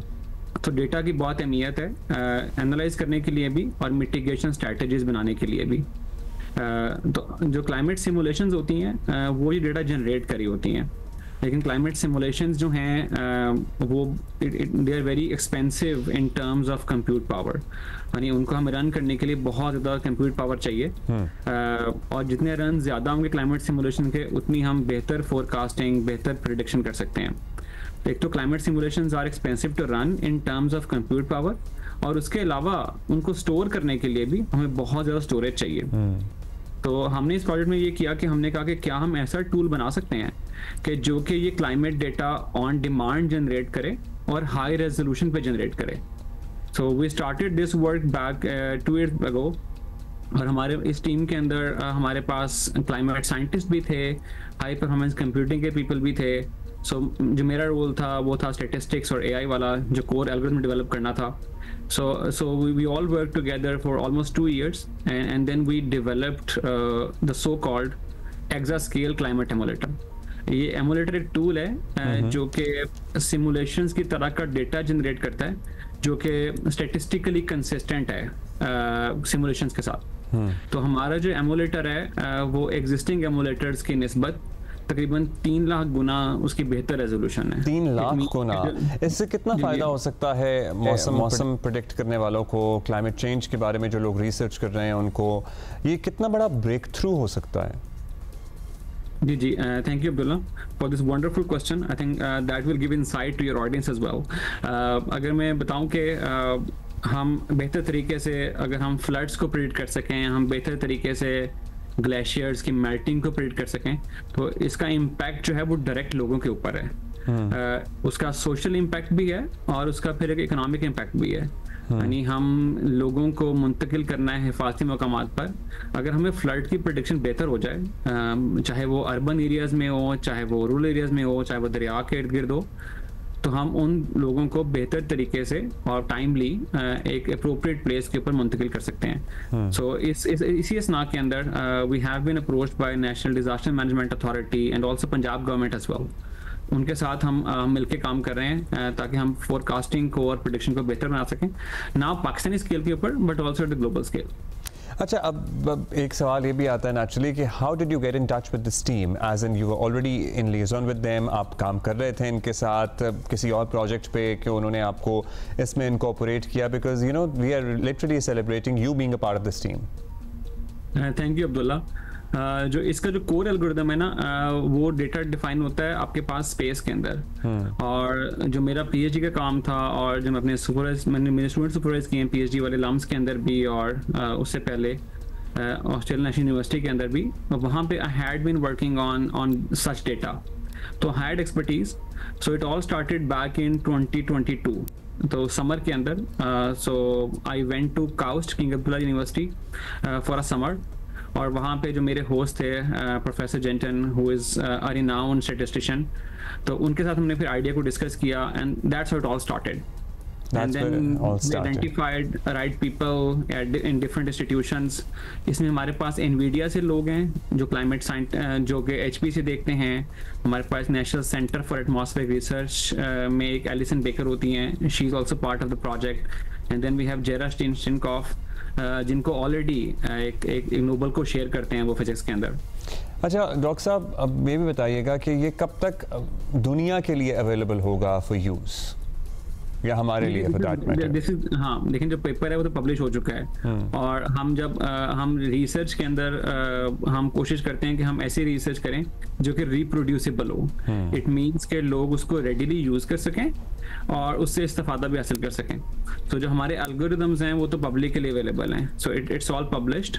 और इनफैक्ट जो अगले साल सुपर कंप्यूटिंग कॉन्फ्रेंस होगी उसके अंदर भी हम एक स्टूडेंट चैलेंज भी हम लॉन्च करने जा रहे हैं। हमारी बात चल रही है उनके साथ कि ताकि जो बाकी रिसर्चर्स भी हैं वो भी इसको इमीडिएटली यूज करना शुरू कर दें ताकि वो इससे इस्तेफादा हासिल कर सकें। अच्छा, research R&D certainly is very important for any problem solving. और हम लाहौर में आप बैठे हुए हैं, आई अज्यूम कि आप लाहौर में बैठे हैं लम्स में, सो ज़ाहिर है हम स्मॉग मिटिगेशन और इसकी बड़े अब महीनों से बात कर रहे हैं। करंट गवर्नमेंट बड़ा इस पर काम भी कर रही है। It is better than before certainly too. आप लोग पंजाब को या ओवरऑल पाकिस्तान को किस तरह से फ़ायदा पहुंचा सकते हैं with this research and with this development? हाँ, मैं I think Abdullah, I will start with smoke first. In fact, government has been funding on this smoke for the last 5-6 years. जी. और गवर्नमेंट ने इतना पैसा भी लगाया है इसके ऊपर और हम सब ने रिसर्च भी की है, लेकिन अभी भी जो हमारा हाइपोथेसिस है कि या क्या ये गाड़ियों के धुएं से आता है, क्या ये फसल की जलाने से आता है, क्या ये इंडस्ट्री से आ रहा है, या ये क्लाइमेट चेंज है, राइट. इवन जो ये सारे हाइपोथेसिस हैं इनको भी हमें वेरीफाई करना है. तो एटलीस्ट हम अगर हमारे पास डेटा ज़्यादा आ जाएगा तो हम जो सोर्स आइडेंटिफिकेशन है कि सोर्स क्या है इसकी, उसको हम पहले एनालाइज कर सकते हैं और फिर उसकी जो मिटिगेशन है कि उसको हम कैसे कर्ब कर सकते हैं, कैसे बेहतर कर सकते हैं, उस पर भी हम काम कर सकते हैं. सिमिलरली फ्लड्स की बेटर फोरकास्टिंग है. For example, if we could better predict के जो सिंध में फ्लड्स आए 2022 वाले, आई थिंक दैट उन्होंने इम्पैक्ट किया एजुकेशन को, इंफ्रास्ट्रक्चर को. अगर ये हमें पहले पता होता, अगर हम पहले पता कर सकते तो the government could better prepare for these vulnerabilities. तो हमारा आइडिया यही है कि हम इससे फोरकास्टिंग और प्रेडिक्शन और डिफरेंट सिनेरियोज जो हैं एक्सट्रीम इवेंट्स के, उनको बेहतर तरीके से जान सकते हैं. So are you in touch with anybody from the government or the governments or any of the provincial governments or the federal government? जी. So we are working with National Disaster Management Authority, federal level के ऊपर. So we had been working with them. Actually हम लम्स के अंदर एक centre run करते हैं जिसे हम कहते हैं centre for urban informatics technology and policy, जिसका मकसद ये है कि हम डेटा और एआई को यूज़ करते हुए कैसे शहरी मसाइल हल कर सकते हैं. तो we had been working with 1122. हमने उनकी एम्बुलेंसेज लाहौर में ऑप्टिमाइज़ की कि एम्बुलेंस कहाँ होनी चाहिए जिससे हम रिस्पॉन्स टाइम बेहतर कर सकें, शहर में जल्दी पहुँच सकें, राइट. आपको शायद आई एम नॉट श्योर आपके इल्म में है कि नहीं है, हम लाहौर वेस्ट मैनेजमेंट कंपनी के साथ काम कर रहे हैं. उनकी जो गाड़ियाँ लाहौर में चलती हैं जो कि कूड़ा उठाती हैं, उनका राउट क्या होना चाहिए, उसको हमने ऑप्टिमाइज करके उनको दिया. This is, you know what, Dr. साहब, this is next level. मतलब these are things that I'm getting to know today from you कि 1122 की एम्बुलेंस से कहाँ खड़ी होनी चाहिए, ये आपने डेटा के थ्रू सारा एनालाइज करके गवर्नमेंट को बताया. इवन वेस्ट मैनेजमेंट का तरीका कार क्या होना चाहिए, ये अब साइंसी बुनियादों पे हो रहा है. Am I right? जी बिल्कुल. And we are grateful to these institutions as well. I think 1122 के उन्होंने हमें डेटा शेयर किया हमारे साथ, जिसकी बेस पे हम ये काम कर सकें. तो हम उनके भी बड़े मशकूर हैं कि उन्होंने ये इनिशिएटिव लिया और हमारे साथ कोलैबोरेट किया. Things are changing. Thank you doctor Zubair Khalid साहब. Congratulations once again. पाकिस्तान के फास्ट बॉलर शाहीन आफरीदी की T20 इंटरनेशनल में विकेटों की सेंचुरी मुकम्मल हो गई है. शाहीन तीनों फॉर्मेट्स में 100 या इससे ज़्यादा विकेट लेने वाले पहले पाकिस्तानी भी बन गए हैं. T20 इंटरनेशनल में शाहीन से पहले हारिस रऊफ और शादाब खान भी 100 विकेटें हासिल कर चुके हैं. सो या कंग्रेचुलेशंस शाहीन और इनकी फैमिली को, इनके फैंस को बहुत मुबारक हो. They are celebrating. बरतानिया में भाई फर्स्ट कज़न्स की शादी पर पाबंदी का मुजव्वज़ा बिल पार्लियामेंट में पेश कर दिया गया है. सारी पाकिस्तानी कम्युनिटी जो रहती है वहाँ पे क्या करेंगे अब. बिल मंजूर होने की सूरत में बरतानिया में फ़र्स्ट कज़न्स के दरमियान शादी पर पाबंदी आयद होगी. ये बिल बरतानिया में रहने वाले मुसलमानों और दीगर कम्युनिटीज़ को भी मुतासर करेगा. बिल पेश करने वाले रुकने असम्बली रिचर्ड हॉल्टन का कहना है कि फ़र्स्ट कज़न मैरिज में पैदाइशी नक़ाइस की तकरीबन दुगनी शरह होती है. बरतानिया में जिनसी जराइम एक्ट 2003 ख़ानदान के बाज़ अफराद के साथ जिनसी सरगर्मी को जुर्म करार देता है, लेकिन इसमें फ़र्स्ट कज़न शामिल नहीं है. तिब्बी माहिरीन भी यही कहते हैं कि कज़न मैरिज के नतीजे में जेनेटिक्स ख़राब होती हैं नस्ल की और बीमारियां कंटिन्यू रहती हैं. ऐसे पे बात करेंगे.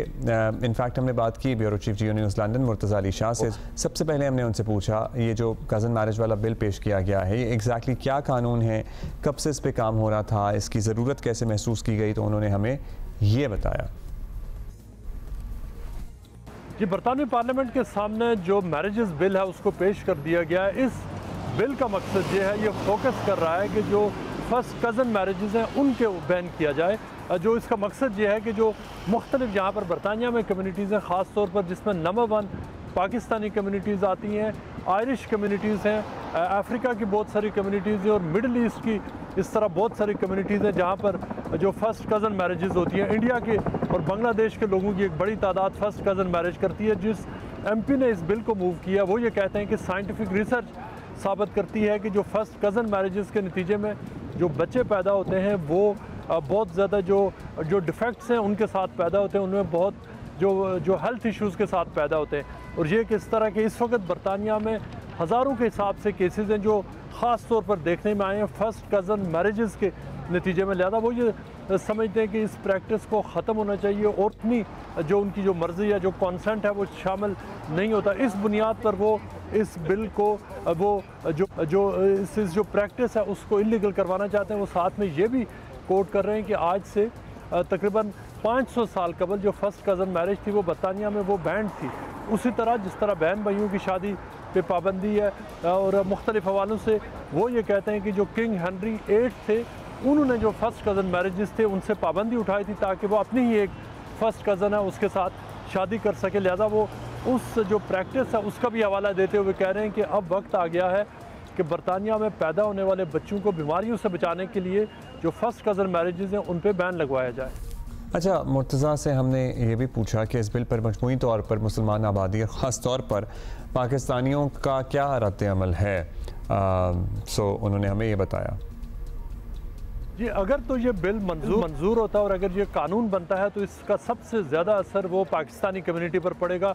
उसके बाद जो आयरिश कम्युनिटी है, इंडियंस हैं, बांग्लादेशीज़ हैं, बड़ी तादाद में मुख्तलिफ जो अफ्रीकन क्रिश्चियन कम्युनिटीज़ हैं, मुख्तलिफ सब सारा अफ्रीका की जो कम्युनिटीज़ हैं वहाँ पर फर्स्ट कज़न मैरिजेस होती हैं।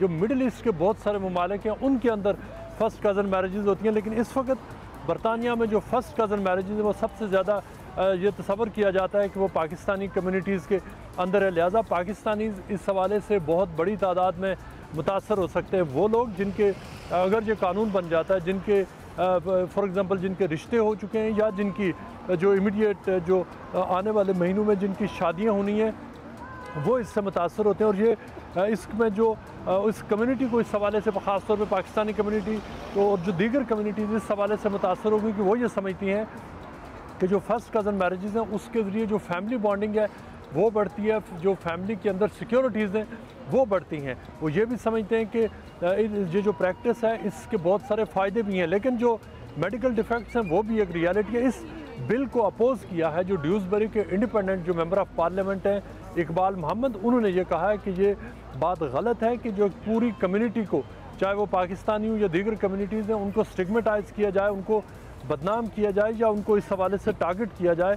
उन्होंने ये कहा है कि इस हवाले से जो मुख्तलिफ जो जेनेटिक प्रोसेसिंग है वो होनी चाहिए। अगर कहीं पर जो कज़न्स आपस में शादी करना चाह रहे हैं तो ख़ुद उससे पहले अपना मेडिकल एग्जामिनेशन करा लें और ये चेक कर लें कि क्या जो उनकी जो औलाद हो सकती है उसमें लेवल ऑफ जो डिफेक्ट्स है वो क्या हो सकता है। लिहाजा वो ये कहते हैं कि इस हवाले से जो एजुकेशन की ज़रूरत है, ख़वातीन को एजुकेट करने की ज़रूरत है, उनको एम्पावर करने की ज़रूरत है, उनकी जो इसमें जो फ्रीडम ऑफ एक्सप्रेशन है उसको बढ़ाने के लिए हुकूमत को इस हवाले से काम करना चाहिए। अच्छा, जो नंबर है इन द पार्लियामेंट, क्या उन्हें देखते हुए लग रहा है कि ये पास हो जाएगा बिल या नहीं? मुर्तज़ा ने हमें ये जवाब दिया इसका। जी, अभी तक तो ये इसको बिल को जो पेश किया गया है अभी इसको कानून बनने में तो बहुत सारी मुश्किलात का सामना है। अभी जो क्रिसमस की यहाँ पर जो पार्लियामेंट अभी रिसेस पे चली जाएगी, क्रिसमस ब्रेक आ रही है और क्रिसमस ब्रेक के बाद जब जो पार्लियामेंट आएगी तो उस वक्त यहाँ पर इसको बाकायदा तौर पर इसको मुख्तलिफ स्टेजेस से गुजरना है before it becomes a law. उस हवाले से बहुत सारी कॉम्प्लिकेशंस हैं, चूँकि बहुत सारी जो मेंबर ऑफ पार्लियामेंट्स हैं वो इसको अपोज़ करने जाएंगे। हालांकि जो कंजर्वेटिव पार्टी है जो उसकी तकरीबन बहुत बड़ी तादाद इसकी हमायत में, बहुत सारे लेबर पार्टी के लोग भी शायद इसकी हमायत करें, लेकिन उससे पहले इसको बहुत सारे जो मुश्किलात का सामना करना, जो बिल को जो कानून बनने में मुश्किलात का सामना। लेकिन अगर ये कानून बन भी जाता है तो उसके बाद बहुत सारे लीगल चैलेंजेस सामने आएंगे, चूँकि जो कज़न मैरिजेस हैं ये बहुत सक्सेसफुली एज एन इंस्टीट्यूशन अब ये चल भी रही हैं। इस तरह के हज़ारों लाखों के हिसाब से अब इस मुल्क में रिश्ते हैं और बहुत सारे लोग हैं जो अगर दो एडल्ट्स हैं वो अगर अपनी आज़ादाना मर्ज़ी से शादी करना चाहते हैं, दो कज़न, उनको कोई कानून रोक नहीं सकता। जो अमेरिका की एक स्टेट है वहाँ पर इस तरह की लेजिस्लेशन मौजूद है। जिस एमपी ने ये बिल फॉरवर्ड किया है वो उसका हवाला दे रहे हैं, वो मुख्तलिफ जो और भी इस हवाले से लेजिस्लेशन का वो हवाला दे रहे हैं, लेकिन इस जो बिल है इसको कानून बनने में जो लग रहा है कि काफ़ी मुश्किलात का सामना रहेगा। Thank you Murtaza Ali Shah for updating us with that. Pakistani cousins जो यहाँ बैठे हुए हैं, जो इस इंतज़ार में होंगे उनका रिश्ता कहीं यूके में हो जाएगा, किसी खाला के यहाँ, किसी फुप्पो के यहाँ, किसी मामू के यहाँ। अब भाइयों, देख लो अपना क्या करना है। दूसरा ये कि जिनकी मंगनियाँ हुई हुई हैं, एक्चुअली लोगों की मंगनियाँ भी हुई हुई होती हैं, सो उनमें भी क्या तशवीश की लहर दौड़ गई है, और यूजुअली मंगनी के बाद लोग ज़रा करीब आ जाते हैं, मोहब्बत बढ़ जाती है किसी भी कपल जिसकी मंगनी हुई होती है, शादी होने वाली होती है, सो अंडरस्टैंडिंग अंडरस्टैंडिंग हो जाती है। उनका क्या बनेगा अगर तो ये बिल पास होता है। लेकिन लेट्स सी, अभी परेशान ना हो, अभी ये बिल सिर्फ मुजव्वज़ा है, अभी इसको कानून नहीं बनाया गया, और लेट्स सी क्या उसका होता है आगे चलकर। अच्छा, stock market again is doing wonders, बहुत अच्छा परफॉर्म कर रही है। 1,10,500 से ऊपर की सतह पर इस वक्त 100 इंडेक्स ट्रेड कर रहा है, so that's good news. We are gonna see you tomorrow इंशाल्लाह।